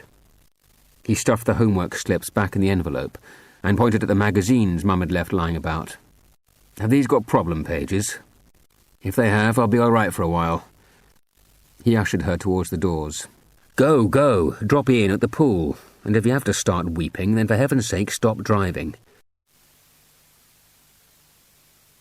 All-encompassing dark moments. I took the fast lane. Most of the time I swim in the unroped area, even if I'm alone. But this time I felt like grinding out the lengths. Swimming for swimming's sake. The counting started the way it always picks up in your brain. First, the mind-numbing little calculations. If I'm doing 60 lengths, then when I pull level with that set of steps, I'll have done 2/7. Then, as you settle, the more fanciful thinking. If Stoll's in plaster for, say, 8 weeks, and one of those is half-term, he'll miss 7 school sessions and 8 Sunday morning swims. So that'll be 15 whole hours of his life not spent in water. And suddenly I was thinking about myself. If I'd swum once a week since I was 4, then even allowing for sickness and holidays, I must have come here getting on for 500 times, which is 3 weeks in water I'd have missed if I'd never been born. Or not been found, which Mum claims is impossible, since, contrary to what Stoll claims, I wasn't stuffed inside the cardboard carton, but laid in it very comfortably, with all the flaps open. Mum says it's obvious that I'd been arranged that way precisely so I'd be seen and rescued.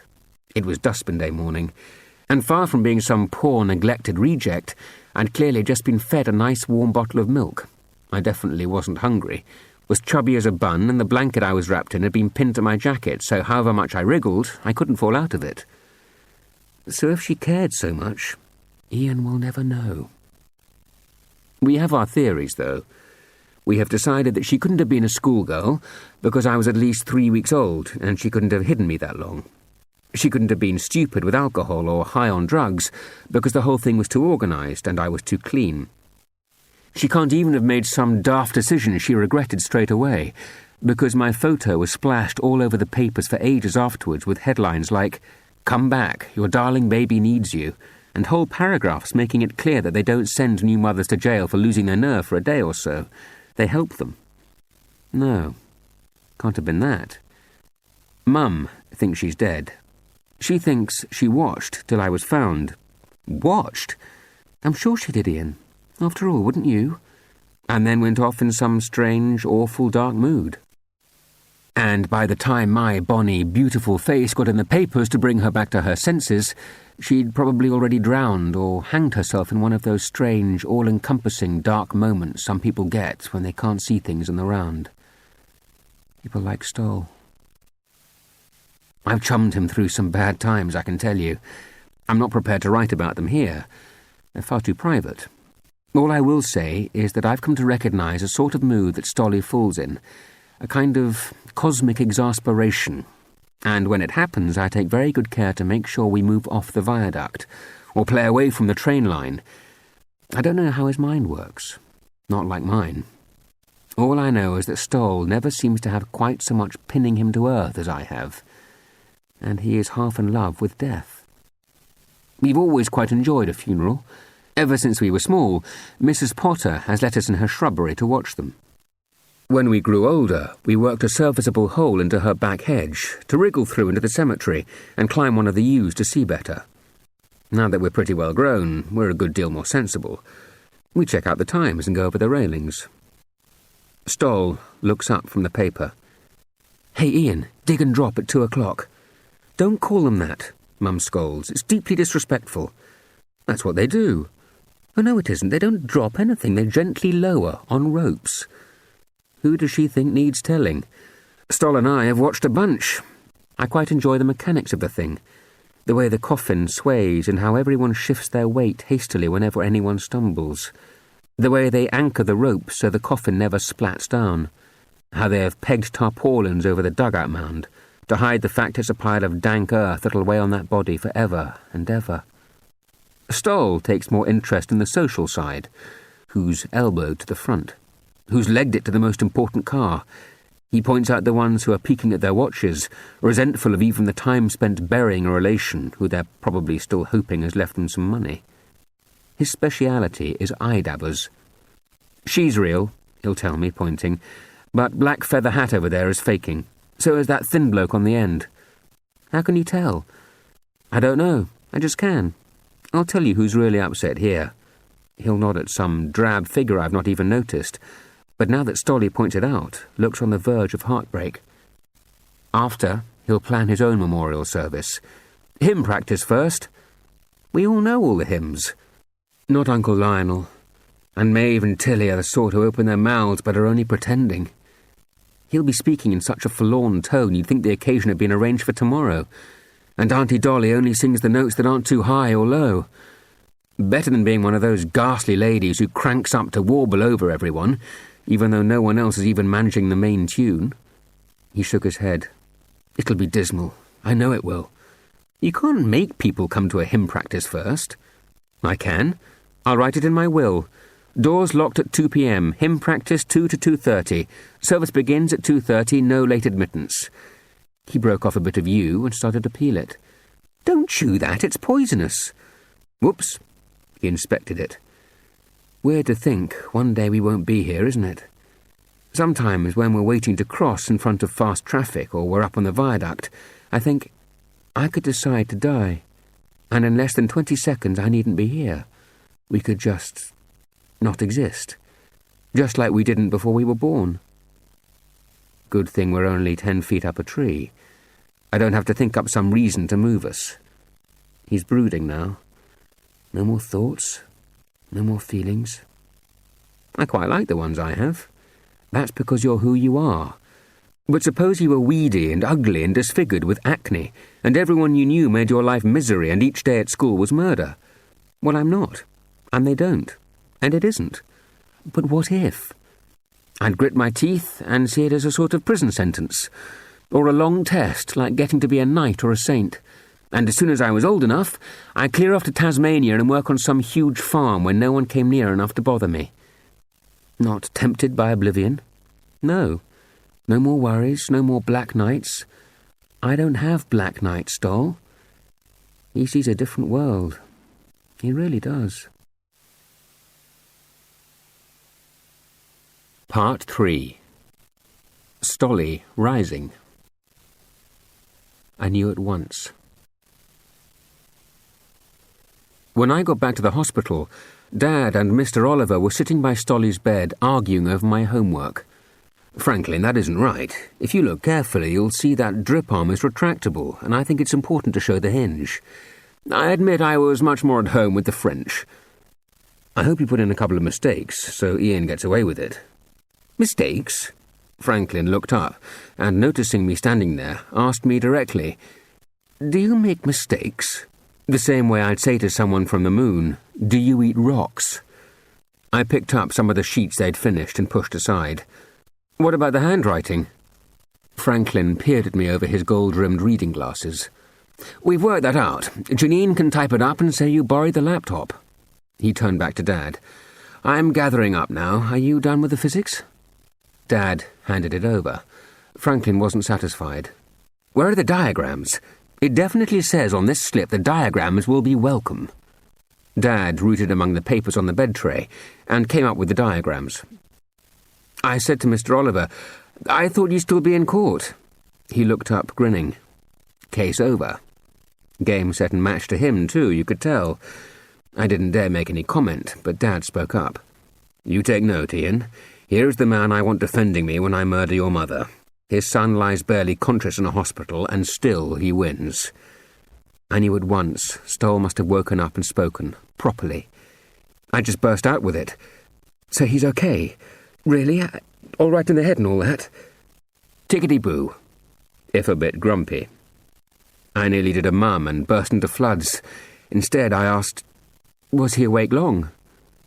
Seemed like ages, Dad said sourly. But then again, listening to people grouse about their health is always tiresome. He levered himself up and reached for his jacket.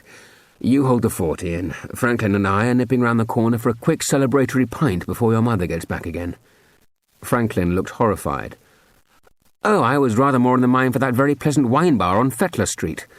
Off they went, arguing about whether wine in pubs was worse than beer in wine bars. I dropped on Franklin's still warm seat and stared at the pale face on the pillow. Oh, Stoll, I said, still thinking of all the good times. Oh, Stolly. One eye snapped open. Are they gone? He wasn't in a mood for chat. Mostly he lay and groaned. At one point he asked rather groggily, Is Mum coming? And though I could have checked with him, your mum or mine, I thought it more polite to assume he meant Esme. Hasn't quite made it back yet. Tactful, that yet. I feel awful. I hurt all over. You're lucky you're not dead. If it weren't for that jasmine cutting of my mother's and me reminding all your nannies to keep it watered... Oh, shut up, Ian.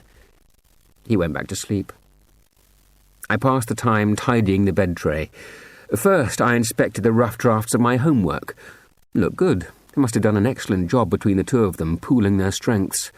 Then I brushed off the crumbs from some nice snack Janine had no doubt sent along to keep Franklin's strength up. And then, somewhat bored, I went back to my writing. Esme. When nurses came along to sort Stoll out, I drifted away down the ward. I've seen Stoll naked. I've shared beds with Stoll. I've burst in on Stoll in lavatory cubicles with no locks. But this was different. I didn't want to be around while they were doing whatever it was nurses have to be doing. And he wouldn't want me there. Either he'd have his eyes closed, in which case my watching would feel like peering through a keyhole, or he'd be trying to cover his embarrassment by making jokes with the nurses. And since he wasn't on top form, that wasn't fair either. So I just happened to be up by the desk when the phone rang. The nurse who answered put her hand over the mouthpiece and said to me, Someone here wants to talk to your mother. It's a frightful line, I can hardly hear anything. Esme. It's Nicaragua, I explained. And then, in what Dad calls one of those moments that give him hope I might one day be an adult, I offered, I know her quite well. Would you like me to take it? It sounded heartfelt. Oh, yes, please. I took the phone. Esme, it's Ian. The line was so awful I practically had to shout it. Ian! Wincing, the nurse leaned back to open the door into the cubicle behind her. I backed in and shut the door. Esme? Ian? Yes. I thought this number was the hospital. The crackling and whistling were terrible. So was that awful wait while what was said bounced off the satellite. You know it's there. You know what causes it. But still, you can't help thinking the other person suddenly turned dubious and peculiar and suspicious. It is. We're in the ward with him. In the what? Ward. I want to speak to your mother. She's not here. I thought you just said... Listen, I said to Esme. Someone's been with him all day. Right now it's my turn. Stolly's doing well. He's broken tons of bones, but they'll all mend and his brain's working fine. In case she thought my family had far lower standards on this front, I added to cheer her, "He's been speaking to Franklin." "Is Franklin there? If Franklin's there, Ian, put him on." I wasn't going to tell her he was off having a pint with my dad, or a nice glass of Beaujolais. "I'm sorry, he's gone to buy a sandwich." Another of those pauses that made you think the other person's on the moon. Then Esme said, "I'm coming home." I know what Mum would have done. She'd have slid into top gear. "No, Esme, really, Stoll's in good hands, I swear. The worst is over. You feel free to stay and finish whatever you're doing." But I was suddenly remembering a night when Stoll and I sat in our huge pink puffy matching world of Esme beanbags and watched his family's films. Esme flouncing about in a combat print maternity frock, a seriously weird garment. Then Esme posing beside a font in a church, under a sign that said "Strictly No Photography," trailing a snow-white lace bundle in a bonnet that I took to be Stoll as a baby. "You were never more beautiful," Mr. Oliver said suddenly. "Thanks very much," Stoll responded modestly, and Mr. Oliver replied tartly, "I was speaking to your mother." Then we saw Esme crossing the lawn in her candy-striped harem bloomers. "Oh, I remember those," my mother said later when I started to describe them. "They were her gardening dungarees, and she looked like Andy Pandy. People would catch sight of her over her garden gate, and then turn and walk past again, silently sniggering." The next shots were of Esme peering over the prototype pince-nez spectacles that first made her famous. She overheard my whisper to Stolly, "Why is she wearing your dad's clothes?" and delivered me quite a lecture about the fact that pinstripe cashmere flannel went right to the core of her aesthetic. Then we had Esme in steel mesh shorts. Painfully successful. Esme in a chiffon ball gown. I know, whimsy fringing on camp, but a breath of fresh air after all those techno fabrics. Esme in a mock shaved mink boiler suit. Don't tell me, you look and you shudder, but I assure you, Ian, at the time it matched the zeitgeist. Esme in a plain, severe black veil at Stoll's grandfather's funeral.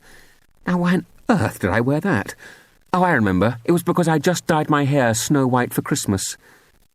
What I had realised even then was that, for Esme, life was just a show. You wore a different costume for each skit, but that was it.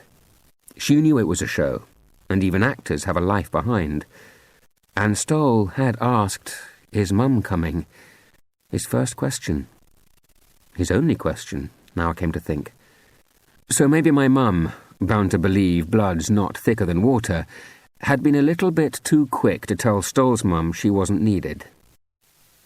The pause had lasted a moment too long, even for a bounce off a satellite. "Ian?" I decided to go for it. "Stolly was asking for you." She sounded definite. "I'm coming home. Tell him I'm on my way." I lost my nerve a bit. Esme is dreadful in hospitals. You really begin to worry they'll pull the plugs on whoever she's visiting just to be rid of her. "But what about finishing the shoot?" "For heaven's sake, they're only photographs." I felt lightheaded. It was the way we wrapped up one of our party games, even when Stoll played. The game works in rounds. Somebody says a name, and everyone thinks of something you absolutely know they'd never say. My all-time best was one for Gran. "I'll just preset the video." Dad's finest triumph was an invention for Mum. How should I know where the children are? Mum had revenge with, "Oh no, Sue, not chips again." But when we stop, we have a ritual to wind things up. Someone calls out, "Esme," and we all shout in perfect unison, "For heaven's sake, they're only photographs." Tea towels. Next time Stoll opened his eyes, I said, "So what's all this about tea towels all over the floor then?" At once he pretended he'd gone back to sleep again. Next time he cracked. Next time he cracked, I let him have it. "What on earth were you doing? You have as many good times as anyone, more." I didn't bother to remind him of all the hours we'd spent rolling down Tunny Hill in Mr. Baverstock's plastic barrel, or the times we'd gone fishing with next door's retriever, or the films, or the laughs at school. "Oh, shut up, Ian," he mumbled. "Shan't," I said, irritated. But I did. For what had come to mind was once when we were picking our way barefoot over the stones in the river. Stoll had spread out his arms to the sunlight and said to me, "Hey, Ian, can you feel the ghost of all the other great days we've had down here?" "No," I had said, and thought no more about it. But now I did. Now I thought, do thoughts like that work both ways for Stolly? If he gets low, does he see ghosts of all the other bad times queuing behind the one that he's actually having? Stoll is so different. Maybe it doesn't really take that much to tip him over. Maybe he's like a water glass under a dripping tap. One last gleaming blob falls, and not just that tiny amount, but the whole raised mound that was sitting on top of the glass then spills over. He said as much once, when I pulled him off the viaduct. I turned to find him sitting on the parapet, leaning over to look down. You could tell he was seconds from, how should I know, getting giddy and toppling, deliberately shunting himself off, seeing if he could fly. I hurled myself at him and grabbed his jacket with both hands to tug him back on top of me. And Stoll's no sylph. I hit my head horribly hard on the cobbles, and he scraped his ear till it tore on my buckle. When we'd stopped pushing one another off and rubbing bits that hurt, I'd given him the sort of look my mother gives me when I do something stupid, like have a tantrum over some bike chain that won't fit or some zip that I can't pull. So, I said in that I'm waiting tone of voice, what was all that about? What were you doing?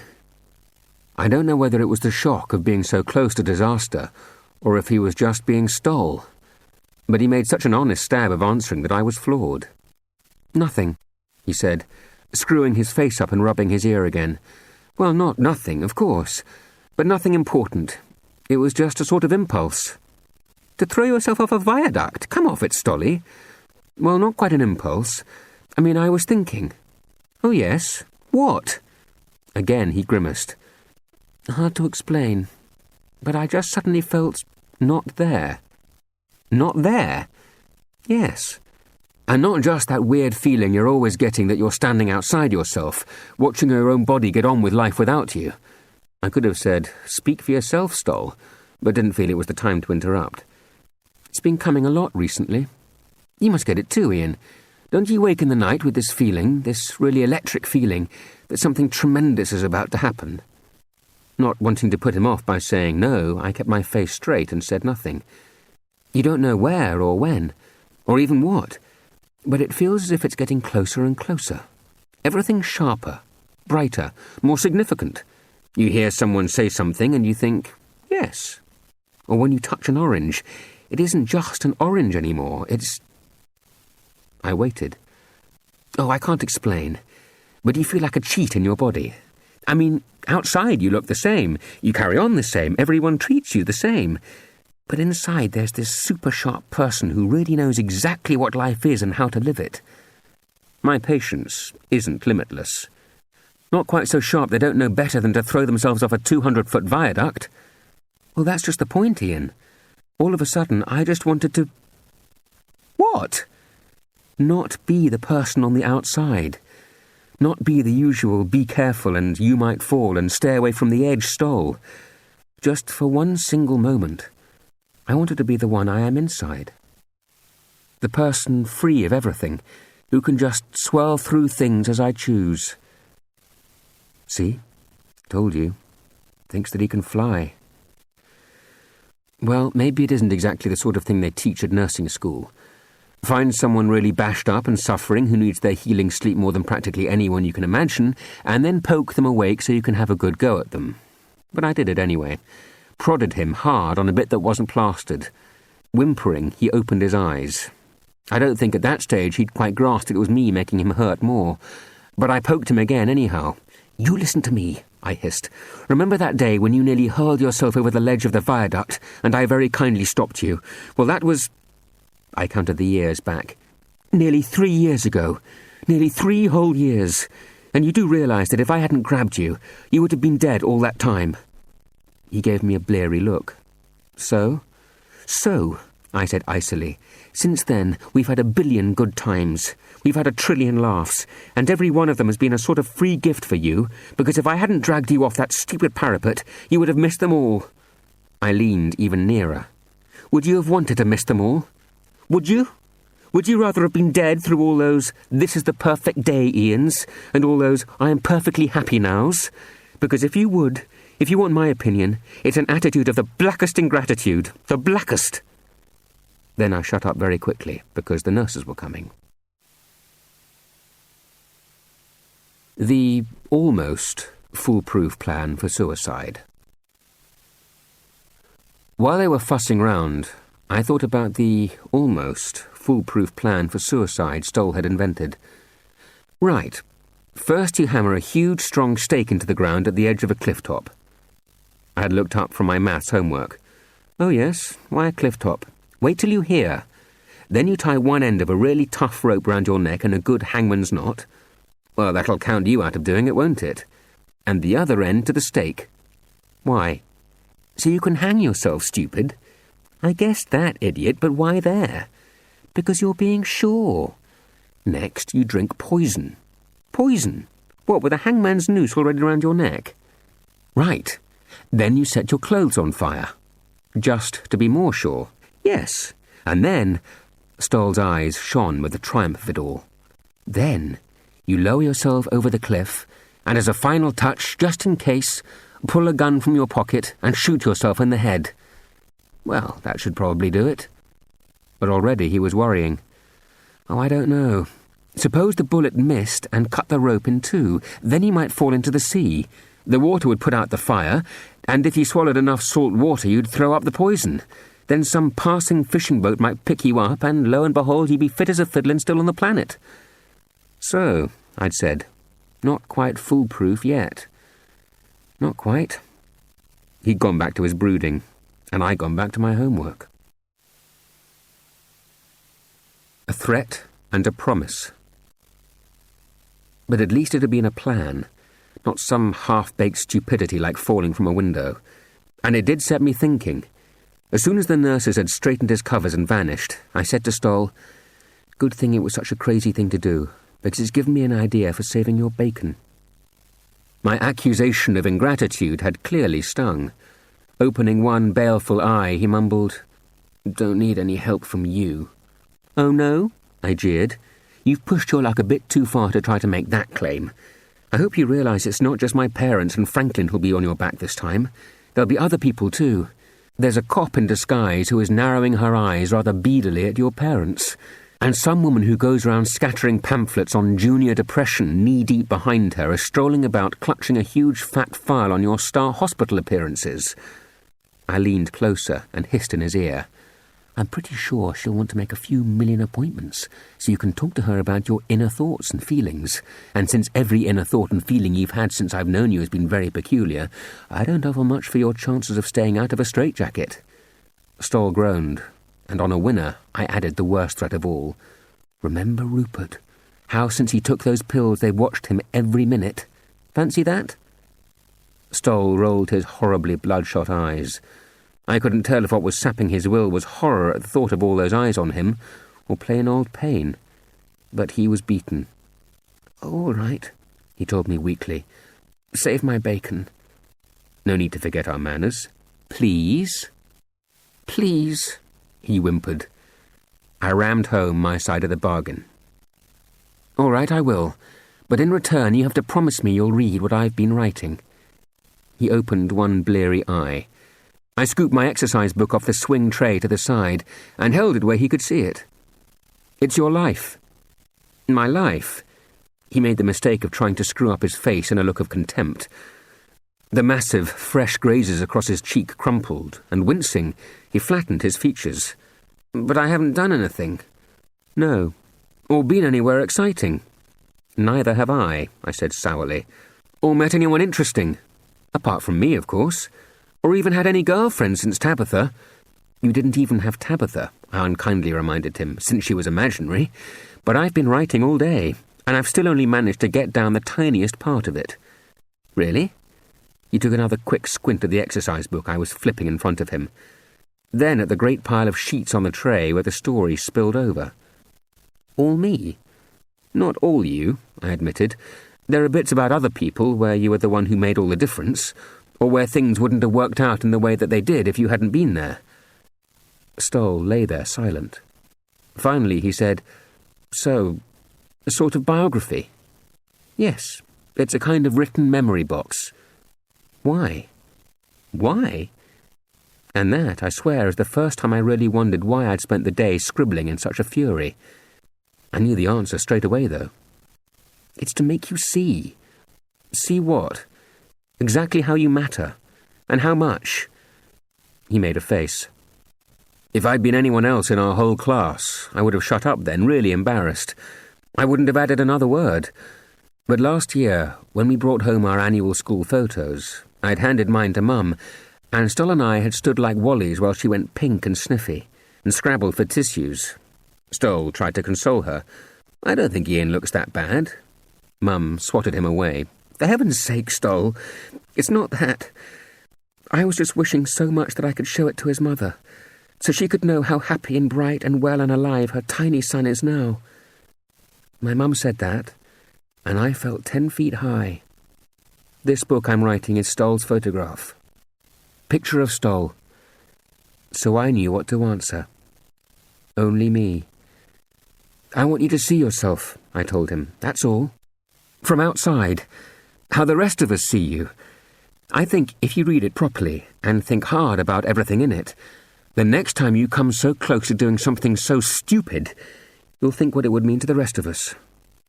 He looked so weak, I thought I might as well put the boot in properly. Not to mention the fuss you'll cause. Think. This time you're safe and still your mum's in a dead panic on a plane. You've ruined her shoot. You probably blighted her poor photographer's career. And you've ruined what may be some poverty-stricken young fashion model's only big chance. Your dad's so distracted he's probably not prepared for tomorrow's court case. Because of you, some brutish murderer may well get off scot-free. You'll be responsible if he kills again, you know. The deaths will be on your head. Or if your dad's defending and does a rotten job because he's been too busy worrying about you, some poor innocent bloke might fetch up in jail for practically the rest of his life for doing nothing.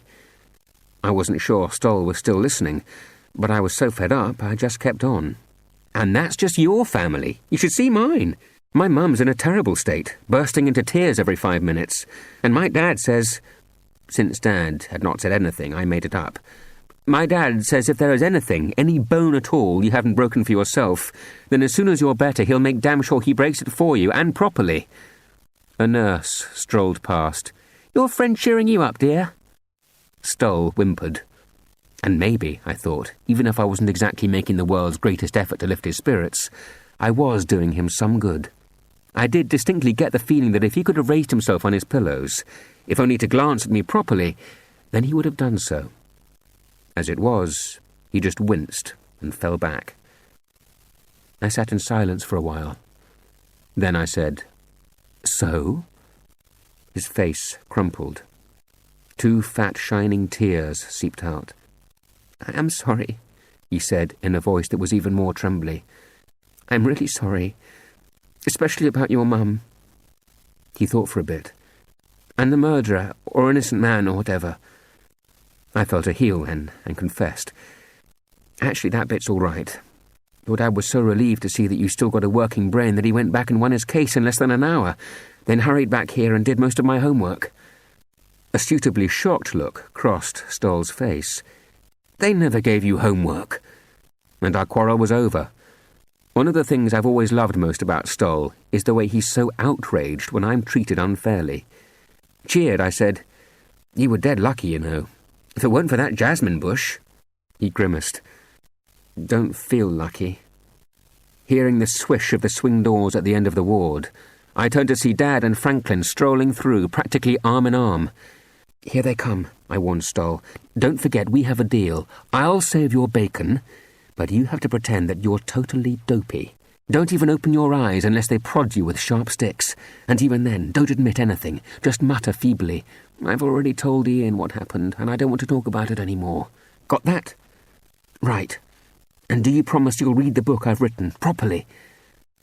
Either our conversation had exhausted him, or he did an excellent job of sounding fainter already. "Oh, yes. I promise." Saving Stoll's bacon.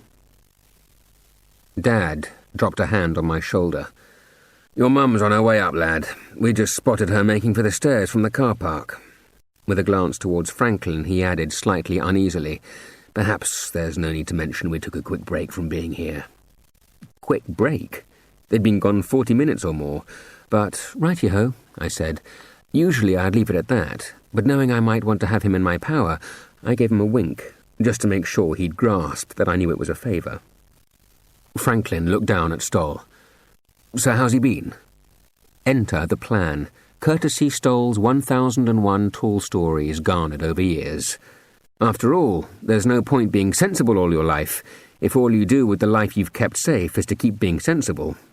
That would be rather like staying prepared for a giant great party, yet never actually having it. So I thought, time to take a risk. Like Stolly, see if I can fly. Bit of a rally, I told them casually. Woke up for a good 5 minutes and told me exactly what happened. Really? Franklin slapped on his cross-examiner's expression and was about to start grilling me when the door swished open again. In rushed my mother. Careful, she warned Franklin. That woman who...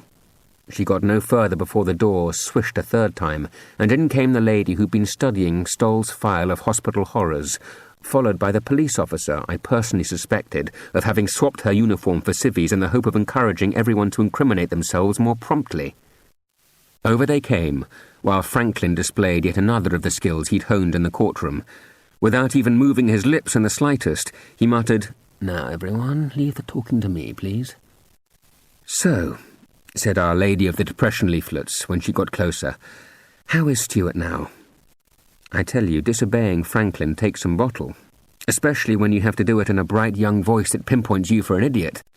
But this was no time to toss away the one and only real advantage of my plan. Surprise.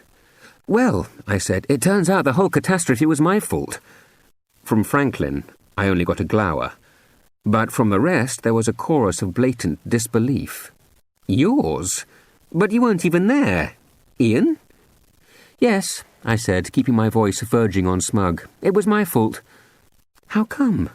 Mum asked sharply, and I could see the policewoman's fingers itch for the pad and pencil in her jacket. Would you care to explain that? I knew it was going to have to be good to fool those two, and running rings round one of Britain's cleverest barristers is scarcely a picnic. But you don't hear all Stoll's outlandish tales without picking up some hints. So, giving myself time to think, I began cheerfully. Well, it seems it all started because of a giant great row I had with Mrs. Hetherington in class yesterday morning. That bit was thanks to Franklin. I've heard him complaining about it often enough. It's always the mix of fact with fiction that confuses a jury. And that part was true. I'd had a mild run-in with Heathers.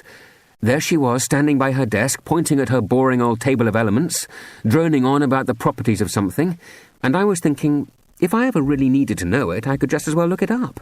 So instead of listening properly, I was narrowing my eyes at her huge, dangly rhinestone earrings to amuse myself making them flash, and she picked a fight. What sort of a fight? Mum asked. She said, Ian, I don't expect you to smile at me through the lesson with all the television presenter's charm and polish, but there's no need to glower as if I've just strangled your cat and hurled its poor body on a bonfire. Seems reasonable.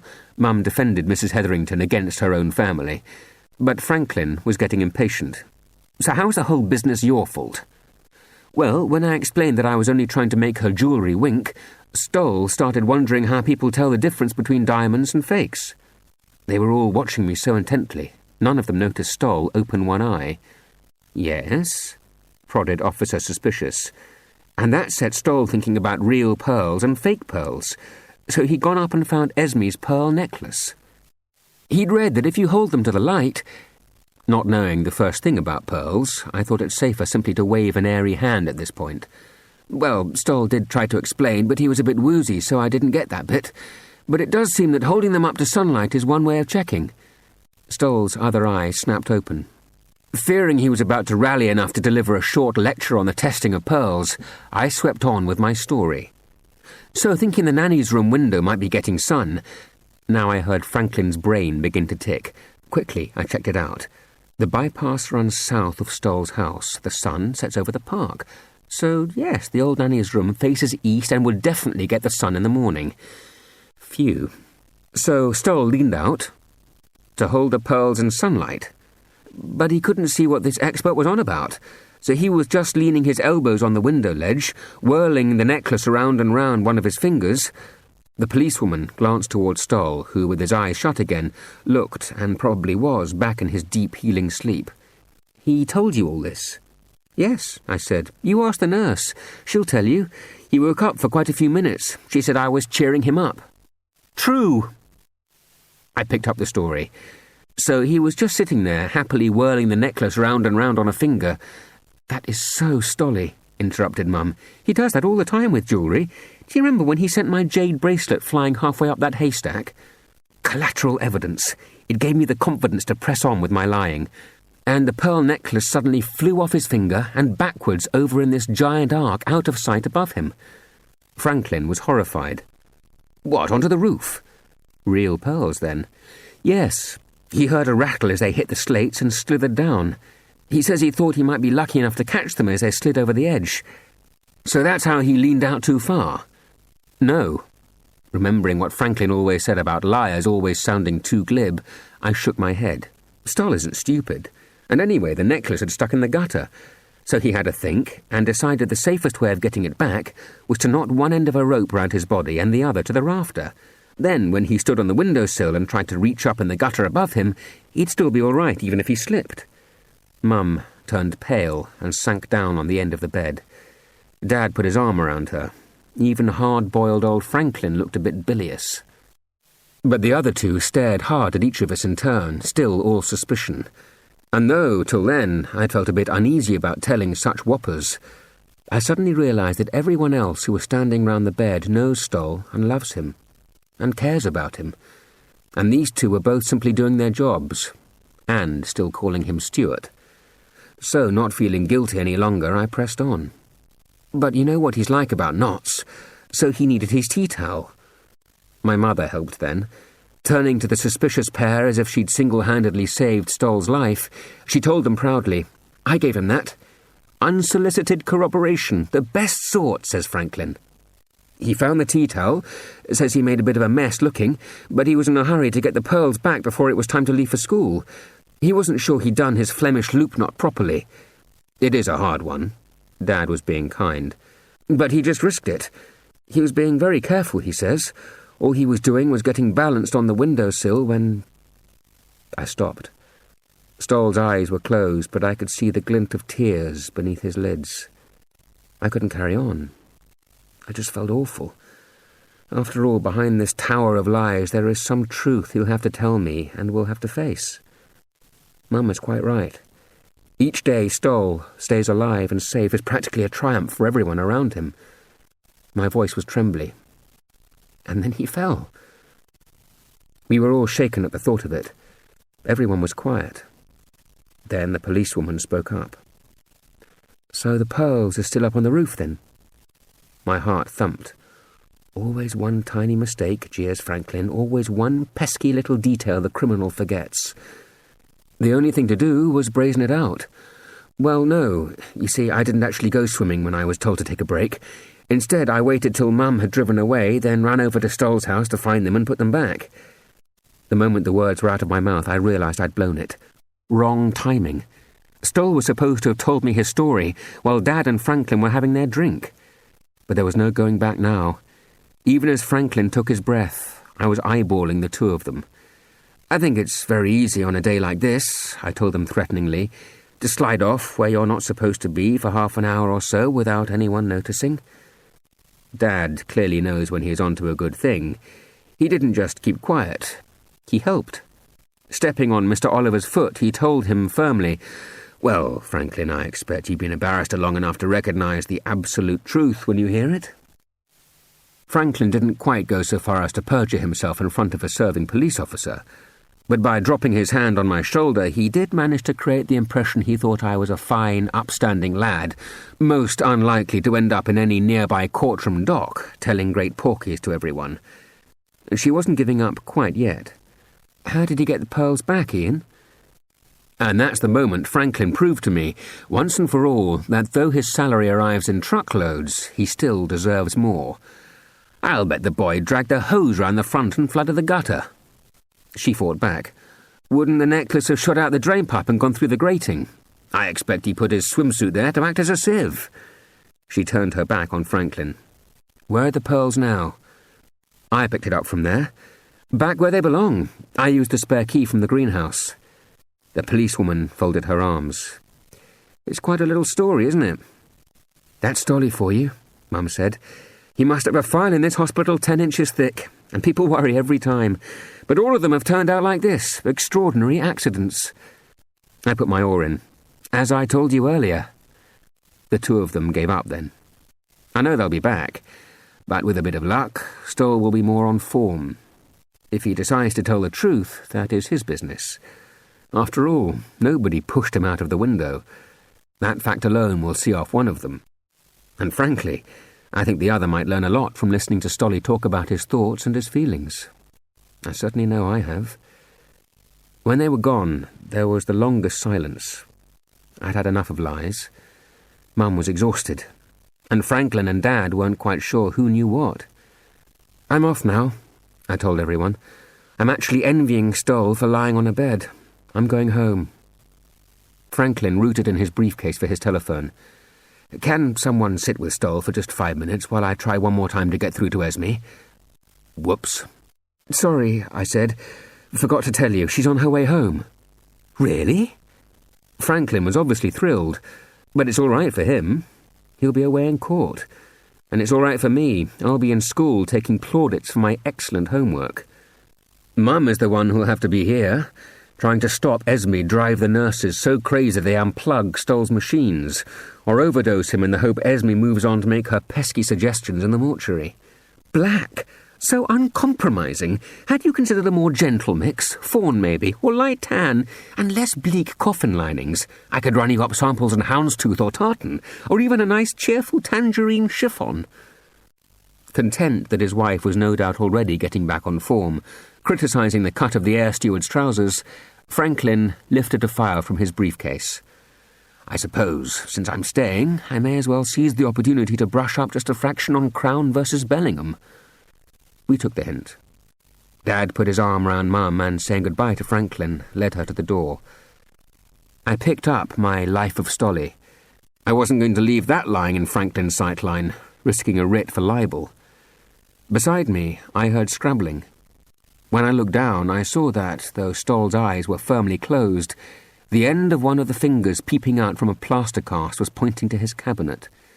Clearly, he wasn't feeling tough enough to face a grilling from his fiend of a father on that, or any other story. But he was offering to keep his promise. Read his life. I took it with me, though. It wasn't finished yet. There were 1 or 2 pages still to write. And there'll be time enough. Stoll will enjoy it more when he is chirpy and can sit up and turn his own pages. By then, of course, he will have told me what did happen. There'll be a new page on his hospital file, and a whole other chapter in my book of his life. Another Stoll story. Onwards and upwards. But that's how we go. That was Up on Cloud 9 by Anne Fine. Read by Jamie Glover. We do hope you've enjoyed listening to this Chivers audiobook. For details of other Chivers recordings, please contact us, and we'll be delighted to send you a catalogue listing all our titles and recent releases. Our telephone number and address can be found on the box cover or in the catalogue.